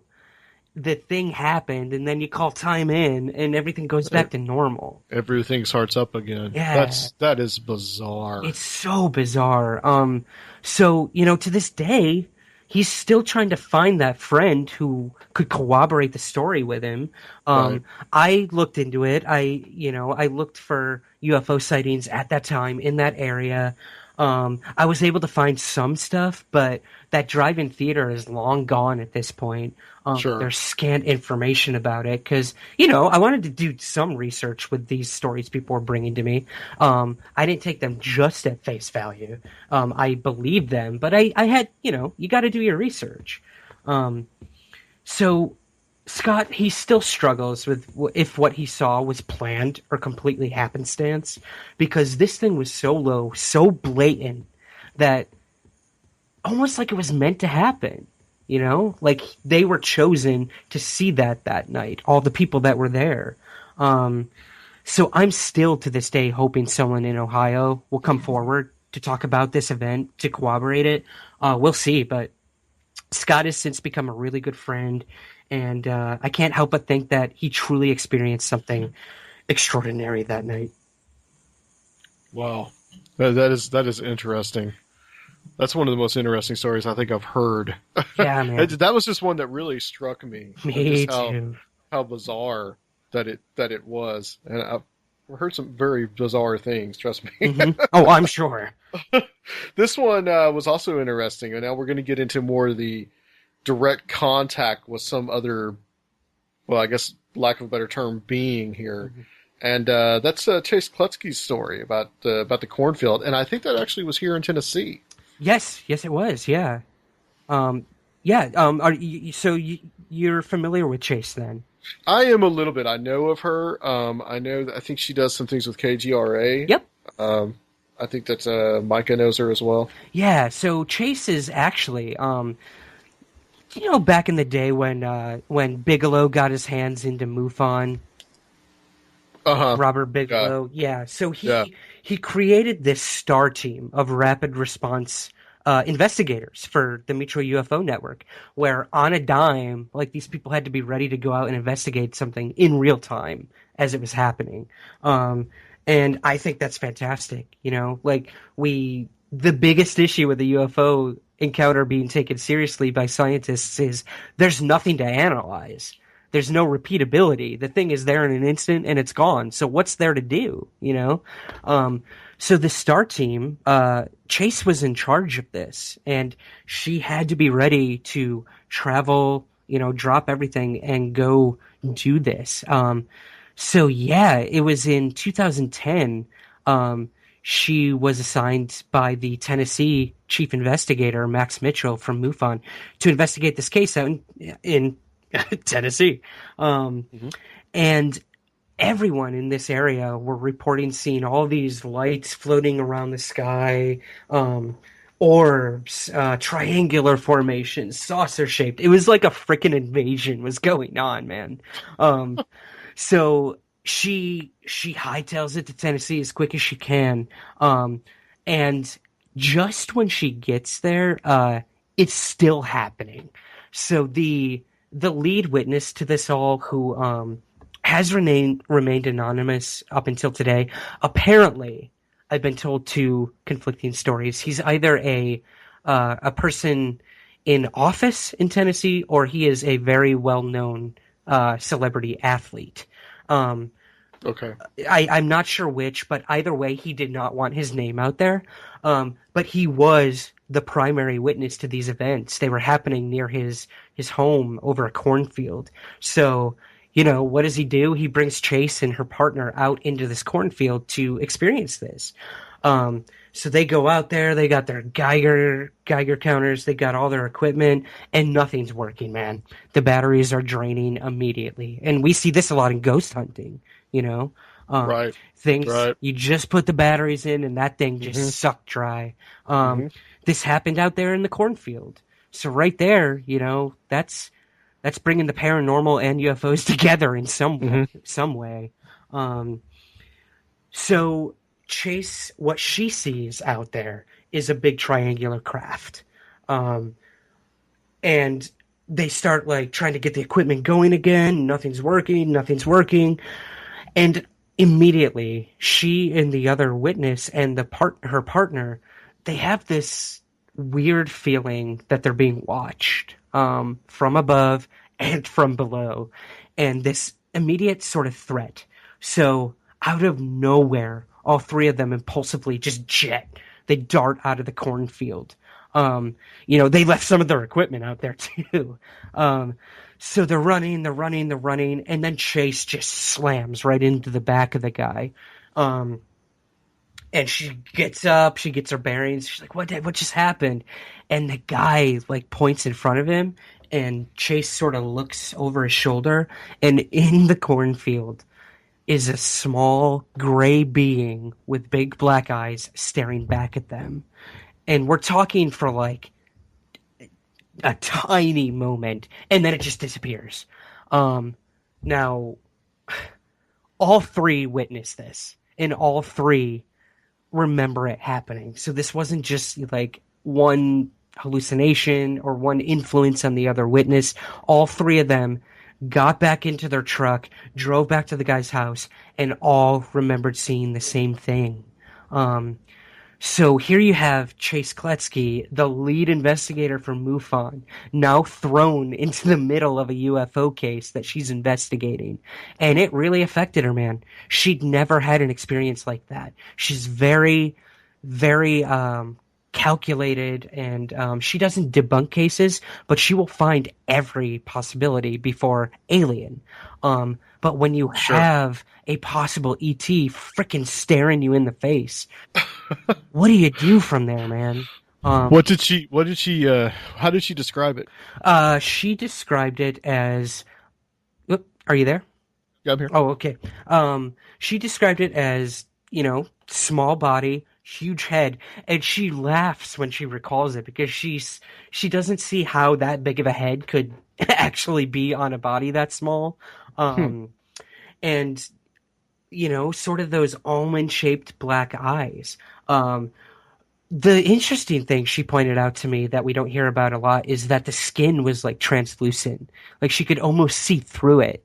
Now maybe it's some sort of like cloak that these beings use, or maybe they're just like that much lack of protein in their system. I don't know, but like she could almost see through the thing. It's interesting that it comes together with these things like you talked about, the draining of the batteries, and a very ghostly like phenomenon. And I think sometimes, and I've made this point I think many times on the show, probably people are tired of hearing it, but I think it's good to repeat it, that sometimes I think that we're dealing with the same kind of phenomenon. We're just dealing with it in different forms, or how it chooses to show itself to us. That is such a good point, man. I mean, it's kind of in the eye of the beholder. You know, what one person thinks is paranormal, someone might see as angelic. It really is all about perception, and I could not agree with you more. A lot of these cases could be anything. Well, so much of it is when you hear things like, okay, I had an abduction experience, or I had a contact experience, and then I started having poltergeist phenomenon in my home. And you're thinking, now what is this? Yeah. Yeah. Yeah, why? I thought I was dealing with aliens. I had a guy that on the show, that Stephen LaChance, that he talked about, one that he talked about mostly was a violent haunting that he had experienced and having this attachment on him.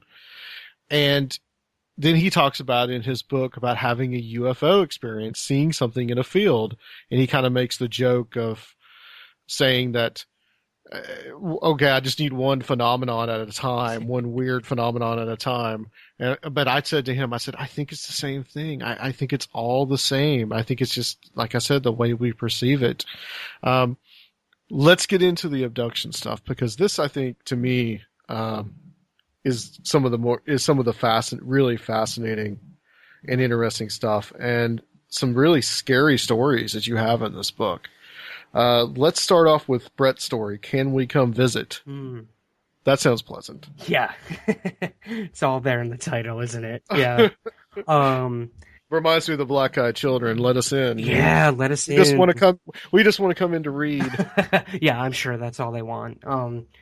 But yeah, man, we could make that. We could ask that of these quote unquote alien beings as well. So yeah, Brett, he had this experience when he was 5 years old. So right there, man, I don't even know how he could handle something like that. He remembers, this was in Illinois, he remembers going to bed one night and being woken up by this like really intense bright light, and it's coming from the living room window. All his family's asleep. No one else is really noticing anything weird going on. So he gets up, goes downstairs, goes to the window, and he pulls back the curtain, and he sees a reflection in the window, but it is not his. It, again, is one of these gray aliens, as he puts it, with big black curious eyes looking back at him. So before he could react or do anything, he completely blacked out. He wakes up, and at this point, he sees another bright light, and he could feel this structure below it, like a cold sort of metal-like thing. And he starts looking around, and he notices that he's on a table. Everything is, slanted to one side. And he sees these people with surgical masks covering their mouths. So he thinks he's in some sort of doctor's, a hospital of some sort. He's wondering, what the heck happened to me? And he starts screaming for his mom. And soon after he starts screaming for his mom, the doctors immediately take on a different form. And it's the form of what he saw in the reflection in that window. He remembers being taken into this room, and he was put down in a chair, and they start talking to him. And they start telling him in this like soft monotone voice, we're not going to hurt you. We're your friends. And he's he's still not feeling too cool about this, believe They it. always say that. They do, apparently. We're here to learn about you. Can we come and visit you from time to time? And then this calming, almost euphoric sensation comes over him, perhaps manipulated onto him. And he tells him, yeah, you can come visit me. Next thing he knows, he wakes up. And, oh man, I can't even imagine what he must have been thinking at that point. And since then, they have come back to visit him time and time and time again. Many years later, Brett gets married, and he doesn't want to talk about this with his wife. Clearly, this could be a deal breaker for many people. And the anxiety just starts to really get to him, keeping this all in. And it's making him depressed, man. Like, it's continuing to happen, but he's suppressing this from his life. So he finally tells his wife about it, and she's a little taken back by it all. But then she starts, I don't know how to explain this. She almost subconsciously starts having these experiences with him, or at least witnessing them. It's absolutely terrifying to think that they could sort of pierce your mind and make someone else experience this with you. Or on the flip side, we sometimes hear that some of these people are taken in the night from their beds, and that the other person in the bed is completely unaware of what is happening, is fast asleep, and nothing will wake them up. I remember hearing another story where a guy was looking out his window having a UFO sighting. Meanwhile, his wife, who won't wake up, won't react to anything, the next morning wakes up and said she had an abduction experience in the night. So while he was, distracted by this UFO sighting, she's having this abduction experience. Crazy stuff, man. It really is. There's another story that you mentioned in the book, and that is the story of Shane, who is a woman, and this is the story of unknown children. Yes.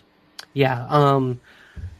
Shane came to me late in the game, actually, with her story. But once I heard it, I knew I had to include it. The initial event happened in 1968, right outside Syracuse, New York, which is actually my hometown. So really? I found that pretty odd, pretty cool too. So her and I always had that in common. She saw some lights in the sky. She was an avid stargazer. She had a telescope, and at the time, her and her boyfriend, they witnessed these erratic lights in the sky, making very interesting maneuvers and disappearing. And then she started seeing more and more and more, to the point where it was too much. Every time she looked out, she was seeing these lights in the sky, and her mother was seeing them too. So one night, Shane is asleep, and there is this incredibly bright light shining upstairs in her bedroom, and her mother sees this as well. She's like, there's got to be an explanation. So she calls the Air Force Base the next day. They say that nothing was out there. Everything's fine. Don't worry about it. But later on, the mother goes to check on Shane one night, and she's not in bed. So, what do you do at that point? She thinks that her daughter's been kidnapped. She runs outside and she finds Shane just standing outside barefoot, just staring up at the sky. So she ushers her back inside, gets her ready, tries to, gets her in the bath and put her back to sleep. And she notices that Shane has these weird markings across her chest and running down to her navel. So at this point, the mom is just petrified. She thinks, oh my God, something, hideously wrong happened to my daughter. So at this point, what do you do? They got her checked out. Everything seemed to be okay. But then these experiences kept happening, Adam. She kept having these quote-unquote abduction experiences where she'd be put on a craft. They would show her this almost humanoid, let's say, being that was clearly an infant, and telling her that this is your child. And this is much later in life when Shane is now an adult. And she's like, what do you mean, my child? Like, I don't have children. And then she'd come to after these events, and she started having issues, reproductive issues after this. And the doctors, for the life of them, could not figure out what was going on. And telling her, we don't think you're ever going to be able to have children. And, for someone like Shane, who did want to be a mother eventually, this is possibly the worst news you could ever get. But then these dreams kept happening where she was shown this child from somewhere else. And having this sense that she actually indeed was a mother somehow, some way. She met with doctors. They couldn't explain it. She met with hypnotherapists. They couldn't explain it. But up until this day, after these experiences, Shane still feels that somewhere out there, somehow, that she is the mother she always wanted to be. And this is a phenomenon that is common with alien abductees, isn't it? I mean, this is something that happens a lot. Dr. David Jacobs is someone we've had on the show, and this has kind of become his specialty. Mm-hmm. I don't know if you've read his latest book, but I've read that and The Threat, and that is some scary stuff. It's scary, man. I'm very familiar with Jacobs' work. He and Bud Hopkins did incredible work throughout their time. John Mack, even, the Harvard psychiatrist, looked into this as well.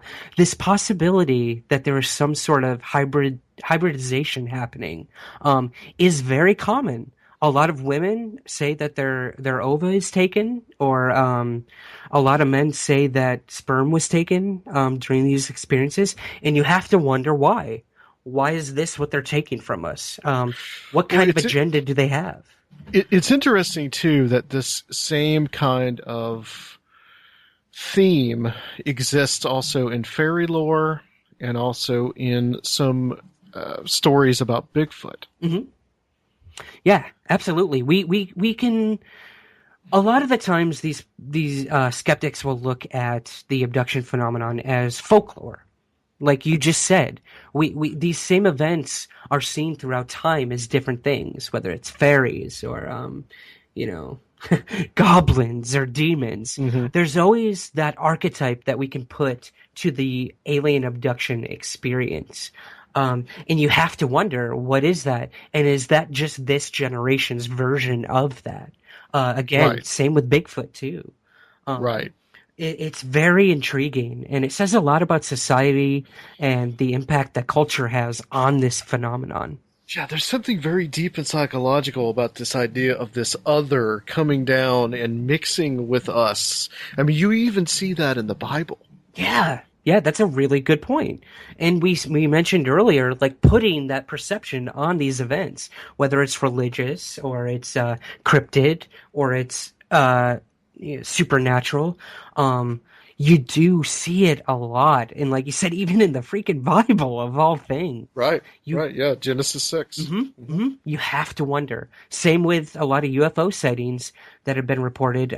These very, very old UFO sightings that were also said to have happened in the Bible. Yeah.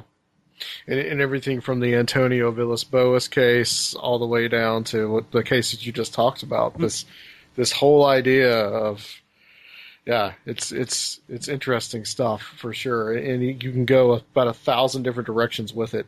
Let's talk about one more case, and then I want to move on to some other topics with you. Sure. And that is a mother's prayer. And I noticed this is probably, I think, a popular one that you've been talking about. This is the story I think that really hit me most, to be honest, man. I remember talking to the woman who this happened to, Patty, over email and then eventually over the phone. And I cried, man, after hearing it for the first time, because it affected her family so much that they didn't speak to each other after. So I guess we could rewind. This happened back in 2006 when Patty was headed outside to walk her dogs. This is in Michigan, and she saw a triangular craft hovering just above her home. And this happened a couple miles away from Lake Michigan. And she sees this thing floating in the sky, and she thinks she's seeing things. So she yells for her daughter to come outside, make sure that she's not crazy. And so her younger daughter, Jennifer, comes out, and both of them just start to stare at the thing. And it's slowly creeping closer until it's directly above their home. So what I found most interesting about this one was Patty was hearing this like low humming sound. So she asks Jennifer if she hears it, and the daughter's in the other, right next to her, covering her ears, saying how unbearably loud the noise is. So that's pretty interesting to me. I don't know about you, but like, two completely different perceptions of sound happening at the same time. And you would think it would be the same, honestly. You would, yeah. But again, like we said earlier, these events can affect people differently, even in the moment. Yeah, you got to wonder if there's an altered state going on there. Yes, yeah, as well. Kind of like what Scott experienced. And yeah, like to go even further, Patty starts to feel calm during this, and almost like euphoric. And then Jennifer, the daughter, she's freaking out, man. She's terrified. She thinks that they're in danger. So again, you've got a mother and daughter perceiving this thing completely differently. So the triangle, it darts off at breakneck speed, it disappears, and so some time passes, and then the younger daughter, Jessica, she's getting ready for bed one night, brushing her teeth, leaving the bathroom. She's walking down the hallway, and she sees this small figure coming out of the younger sister's bedroom. She assumed it was the sister, but then when it comes into sight, it's clearly not the sister. It is a being about 3 feet tall, big head, small body, and it's got a robe and a hood on, which is really interesting. We don't hear about that often, but we do hear about it sometimes. It's freaky as hell. Yeah, dude, it's like a small alien monk or something. It's just... I don't know what to make of that. And that was the part of the story that actually I think struck me the most, was the robe thing. And yes, I have heard that before. Mm-hmm. It's just how bizarre. Yeah, a couple women I spoke to in Canada, separately, I might add, recall seeing the same thing.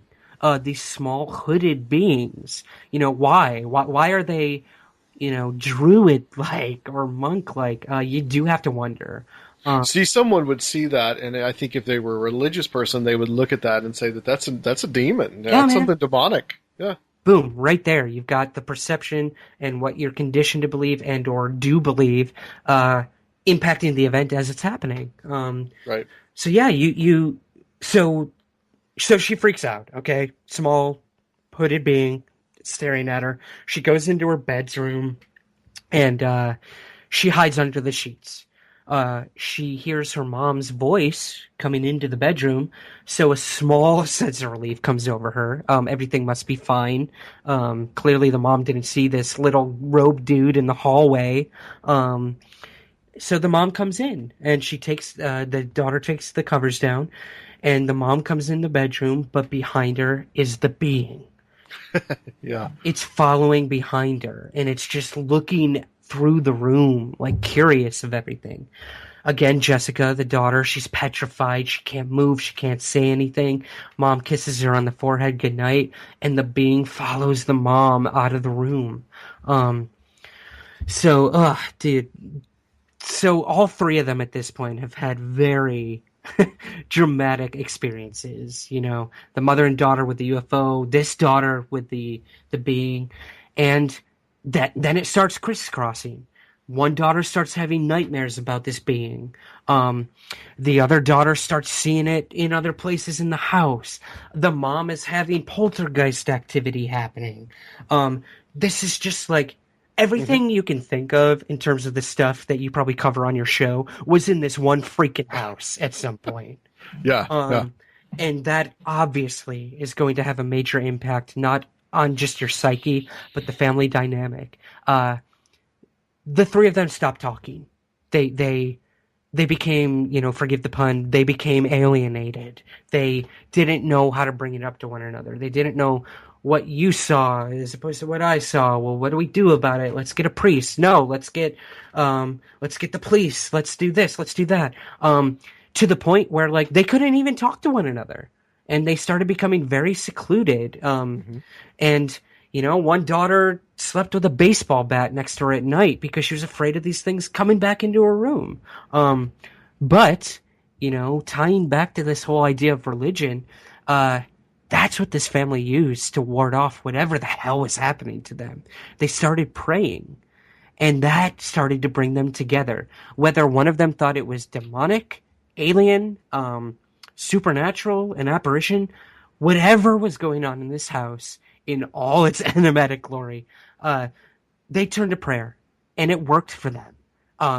The activity started to dissipate, and eventually it stopped altogether for the daughters. Patty, the mother to this day, still has some experiences that she's told me about, but I caught up with the daughters, some years later, and one of them's in college, another one's just had a kid, and they're living their life. They don't want to look back at this anymore. They're willing to talk about it with me and in the book, but they didn't want to think about it. But Patty, who seemed to be the most inviting to these things, and might I remind you, had this calm and euphoric sense during her sighting. So you have to wonder right there why. Was whatever happening manipulating her emotions, making her feel like it's all good, it's all cool, we're just going to do this, don't worry about it. You also have to wonder, too, whether there was and what you just described, that's very much the trickster aspect that Jacques Vallée talks about as well. Absolutely. The part where the mother comes in the room and the little hooded thing is kind of darting in and out between her feet. And you have to wonder if only the daughter could see that at that point, and the mother just could not. Right. And then also the other things that you described, besides seeing the UFO outside the house, everything else is a perfect description of a violent haunting. People become alienated from each other. It's like this negative energy feeds off people, and they become testy with each other. They can almost get violent. They can get obsessed. There's a guy we talked to a long time ago named Bill Bean, and what you just described is almost his story to a T, except he lived in a very, very violently haunted house. Wow. And this is very similar to that. Wow. Other than a UFO sighting to start it off. So interesting. It is interesting, dude. Woo, I just got goosebumps. I did not include this in the chapter, but also, like, their phone lines would go dead, their cable would go out, when the guy came to fix this stuff, he saw a freaking UFO over the house. Now, I did not have permission to include that in the chapter, unfortunately, because I wanted to actually speak to the guy about it. Sure. But he he told them, like, I don't know what the hell's going on in this house, but I did everything I could, and if this stuff's not working, I'm not coming back. You can find someone else. So again, what does that do to that family? It's just like they feel like they're completely. This is happening out of their control. They have no control over what is happening, and that can really affect a person, especially a mother who is trying to protect her children, and she has no control over what is happening. So thank God they found prayer. And I'm not saying that's the answer for everything, but it was for this family. And it has really, really helped them. That was one thing that I know you were on Darkness Radio with Tim Dennis not too long ago, and he remarked about the prayer aspect. That's someone I need to get on the show is Joe Jordan. Are you familiar with Joe Jordan? Some of his material. He talks a lot about the people praying when they have these encounters, and it makes them go away. Okay, so yes. There's definitely that aspect about it. Going back to kind of your personal stories, I thought this was interesting because it involves someone that we've had on the show, Mike Cleland, and you also another person that we've had on, Michael Carter. Okay, he's also in the book, in which we talked to him about that experience, which is very interesting. But your experience, and Mike Cleland is an interesting guy, man. I mean, we had him on back to talk about the messengers. I mean, that guy will blow your mind for sure. But with all the owl stuff, but you had an interesting experience yourself, staying with him.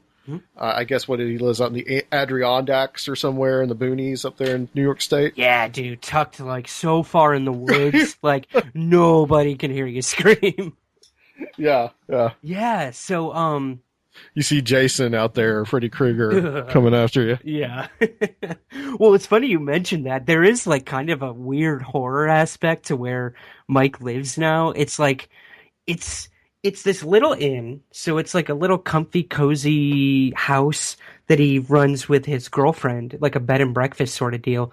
But right next to it, like 100 feet away, is an abandoned sanatorium. So, dude, so like you can only imagine the history behind that. Like, and it was for tuberculosis patients and whatnot. So the amount of like possible spirits that probably linger there, I can't even imagine. But yeah, so in writing the book and researching it, all my correspondence was through email, through Skype, through phone. I did meet face-to-face with several individuals, but I wanted to be thrown right in the thick of it. I wanted to say, okay, if these people are really having alien abductions or contact with possible non-human intelligence, like I want to dive into that. So I contacted Mike, and I was like, hey, dude, I'd love to come visit you because I know you've had some experiences. You're still trying to unravel what has happened to you. What would you think if I came out there and just for like a weekend or something? And what does he say? The man of synchronicity, as Mike Cleland is. Oh, funny you should mention that, Ryan. I was thinking of getting a group of experiencers together for a weekend. So he kind of just threw this right into my lap, dude. It was like the Hail Mary pass.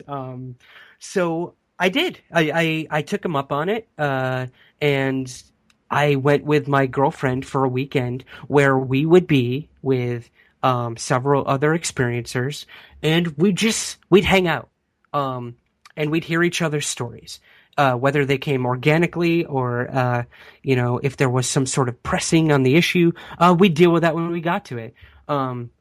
So yeah, the first night, we were all very cordial. We had a nice dinner, and Mike starts talking about all his experiences with synchronicity and the owls. And it's absolutely fascinating.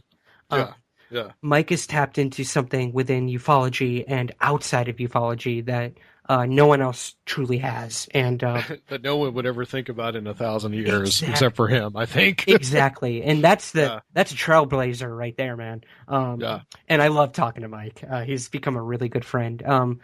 So what struck me most this weekend was another woman that we met there, Rachel, who had some very terrifying experiences with abductions. Again, sort of gray beings. She remembered one night feeling like she was floating above her bed, and that these beings, I don't know how to explain this.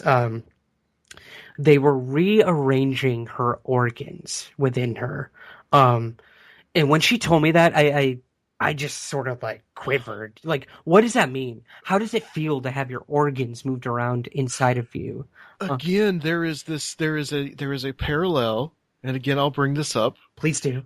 That the ayahuasca experience, when people will say that they are torn apart by these beings and re-put back together.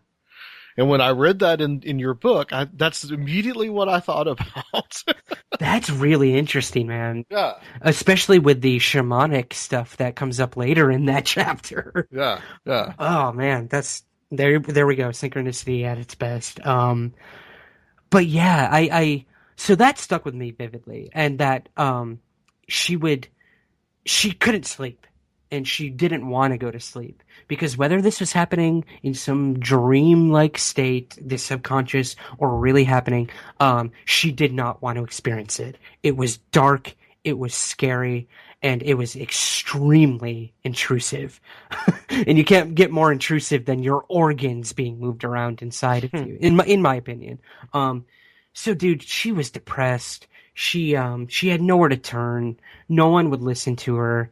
And when she recalled this story when we were all together, it hit me. She was crying. She was bawling her eyes out. And what struck with me most was that fear. She was living her life in fear every day, every moment. She slept with the lights on. Always needed someone around to be there with her so that these beings would not come back. So that really struck me. So that night, after I'd heard all of this, I'm going to bed, and I'm in bed. My girlfriend's on the side of me. She's fast asleep. And I start hearing like this tapping on the window outside. And mind you, I'm 2 floors up. So no one's like outside just, messing around with me unless they climbed the freaking house. And I look underneath the door and I see shadows going by. There was a cat in the house. So I'm like, oh, it's Spazzy. It's Mike's cat.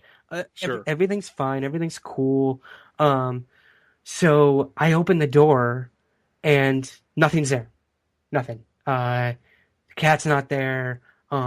Little did I remember that they actually left the cat downstairs with the door locked because I'm severely allergic, and Mike was nice enough to adhere to my request and not have the cat upstairs. So it wasn't that. No one else was in the room near us. So I closed the door, and it happens again. I start seeing these shadows move underneath the faint light coming from underneath the door. So I'm freaking out at this point, man. Whether or not it was influenced by the story that Rachel had told, or the entire weekend itself, I really thought I was about to have an abduction experience and or contact. The tapping progressively gets worse on the window. And I have never felt that immense fear in my life. So I turn to my partner Jane in bed, try to wake her up. She's not waking up. So, dude, I'm having the prototypical experience, and it all starts to flood over me. Like, have I gotten so embedded in this culture of UFO phenomena or these stories we hear that it's starting to either manifest itself into an actual event, or am I just over my head with it, I can tell you right now, it was one of the scariest moments in my life. I didn't know what to do. And that's when I really begin to empathize with Rachel. Like, you're helpless and fear takes over and you're so vulnerable. So I had the courage to finally, and I use the word courage very loosely, to open the window and look out, and nothing there. Nothing. I thought maybe it was branches hitting the window. No tree in sight. It wasn't snowing out, so it wasn't snow hitting the window. But whatever it was, man, it was messing with me. It was messing with my mind, and it only made me finally feel that fear that so many of these experiencers do. To this day, I don't know what it was. I don't recall having any sort of missing time. But yeah, like I said, later that weekend, a shaman came to visit us, and it was pretty cool, man. I was never into that sort of thing. I didn't know much about it, but Rachel recalled her story to him, and he told her, let go of the fear. You need to be in control of what's happening. Whether you think this is demonic, whether you think it's alien, whatever it is, it's using you as a vessel to try to get to you. Don't let that happen. Like, get rid of the fear and see what happens from there. And dude, it literally looked like a huge burden and weight had been lifted off her shoulders. And that could explain the power of prayer. Not that I don't believe that there's anything supernatural, but it could explain that you are taking control of this experience. Yeah, man. And I think that also, to sum up with these experiences, that I think it's really that in some ways, yeah, we can talk about and say that it's an alien experience, but I think in many ways, and I've come to the conclusion, Ryan, that I think this is a very human experience as well. I think this has been with us for as long as we've been around. Mm-hmm. Thank you, man. I mean, there's my subtitle right there. It's a human approach to an alien phenomenon, but when we really look at it, this is about us. It's putting that mirror up to ourselves. Everything to do with UFOs or aliens ultimately comes back around to us. What do we want from this phenomenon? Like, what is it saying about us? The impact it's having on us, what does that say? It is a human experience. I cannot agree with you more. Now, whether or not a non-human intelligence has anything to do with that, we don't know. And I'm not here to say I know the answers. I reported these people's stories. I reported my own and what they had to say about it. And there is nothing more human than the emotion that an event can have on somebody. Yeah.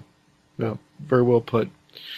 We're kind of running out of time, but I kind of wanted to get your thoughts on something. A couple of shows ago, we had Chris Wolford on, and we talked about Tom DeLonge. What's kind of your thoughts on what's going on with him? First off, I listened to that interview, and I want to say Chris is one of the most well-read people on this topic right now. I was blown away by his knowledge on what's going on, and it makes me feel really stupid, Adam. I'm not going to lie. Now, I've been following DeLonge's work for a while, absolutely. Yeah. When he first came on the UFO scene, people were hesitant, but it is so obvious that this guy has done his homework. That being said, when his first book, The Secret Machines, came out, the quote-unquote fiction book, that's when I started getting a little weary about what he was really out to do. Why would you say that you have information that was given to you by the government or by the military intelligence agency and put it in a fictional form? We like to, in the UFO field, call this misinformation. I think people are very leery, especially as I mentioned in that interview, and I've mentioned several times about if you've seen the movie Mirage Men, yes. I think you would be very leery about it. Yep. I'm very familiar with Mirage Men, and, at times here in the UFO field, we are our greatest enemies. And you have to wonder what DeLonge's agenda actually is, and B, what those in power that are giving him this information want. What I found most fascinating about what Chris had to say is that things like this have happened before. People have been used to filter out false information. I know Chris brought up a really prominent one. The name is escaping me on who was involved. But this happened to Linda Moulton Howe back in the early 90s. You know, she was sat down and told things, and they said, you're going to be the harbinger of the information. We want you to get it out there. Yeah. And lo and behold, it was all a lie. And you know what's funny about what she was told is that it in many ways corresponds to what Larry Warren and those guys were told in the Rendlesham case. Totally. Absolutely, man. Like, that is a great example of it. Like, when you give these people... I've actually brought that up with Peter. Oh, have you? Yeah. Yeah. Who knows Rendlesham more than anyone, let's be honest. Yeah. Great example, for sure. But yeah, my whole thing on DeLong is kind of where we're at in this country in general. Right now, I just want to wait and see what happens. He's got a nonfiction book coming out. He's got a documentary coming out with Podesta, of all people, involved. And I want to hear what he has to say. I was pretty critical and very anti-DeLong when that first fictional book came out. And I'm a huge Blink fan. I always was. You know, after Green Day, you know, all I listened to was Blink. And but you know, I've talked on and off with Chris the last couple weeks about everything that's coming forward with DeLong, and he's really opened my eyes to, you know, both ends of it. Both that Tom might be being played and that he actually has some very valuable information to get out there. So all we can do at this point, man, is wait and see what he brings forward. You know, I know he's not a big ETH person in terms of it actually being extraterrestrial. Right. So, that's what I find most interesting about him. Yeah, so show us the antithesis of that, Tom. That's all I want to know. Like, what information do you have that I can say, okay, this is all man-made? We'll see, man. I'm excited. I'm actually excited to see what he brings forward. And Peter Levenda being involved as well. I think that's fascinating. Oh, yeah. Have you ever met him? Because I think he lives out in New York City. Not that there's not 8 million people there, but, you know. You'd be surprised. Once you actually get here, it's a pretty small world. But I've never met Peter in person, but I follow his work religiously. His attention to detail and his research is amazing. So that alone, that he is involved in the second book, gives me, and the fact that there's a foreword by Jacques Vallée, gives me a lot of hope that this could actually be something. This is not going to be disclosure by any stretch of the imagination, but it's a step forward. And whether believers in the UFO camp like it or not, it might not be the answers we always hoped for, but they will be answers nonetheless. Right. Well, Ryan, we are out of time, but I really thank you for coming on. But before I let you go, when we end the interview, where can people get the book? And also tell us a little bit about Into the Fray. Oh, sure, man. Yeah. So Into the Fray is a podcast I co-host weekly with Shannon LeGros and Sam Sheeran. We cover all types of stuff: cryptids, supernatural, UFOs, true crimes. So yeah, you can find that at intothefrayradio.com. I really get to stretch my muscles with that one, so I love it. And then Somewhere in the Skies, the book can be found at Richard Dolan Press. It's on Amazon, paperback ebook, or if your listeners want to contact me, I'm at somewhereintheskies.com. And you can also be reached on Facebook as well. Absolutely, man. I'm on there every day. And I like the Into the Fray, the insignia that you have, the little symbol. Oh. It's very Joy Division, very Bauhausy. Yeah. Oh, I'm glad you caught that, man. Yeah, Sam Sheeran, our co-host, designed that. And there's even a little X-Files homage in there if you really look closely. Well, Ryan, thank you so much. I mean, this has been an awesome interview. I'm glad we got to do it. And stay on the line for us, but I'm going to close the show out now, guys.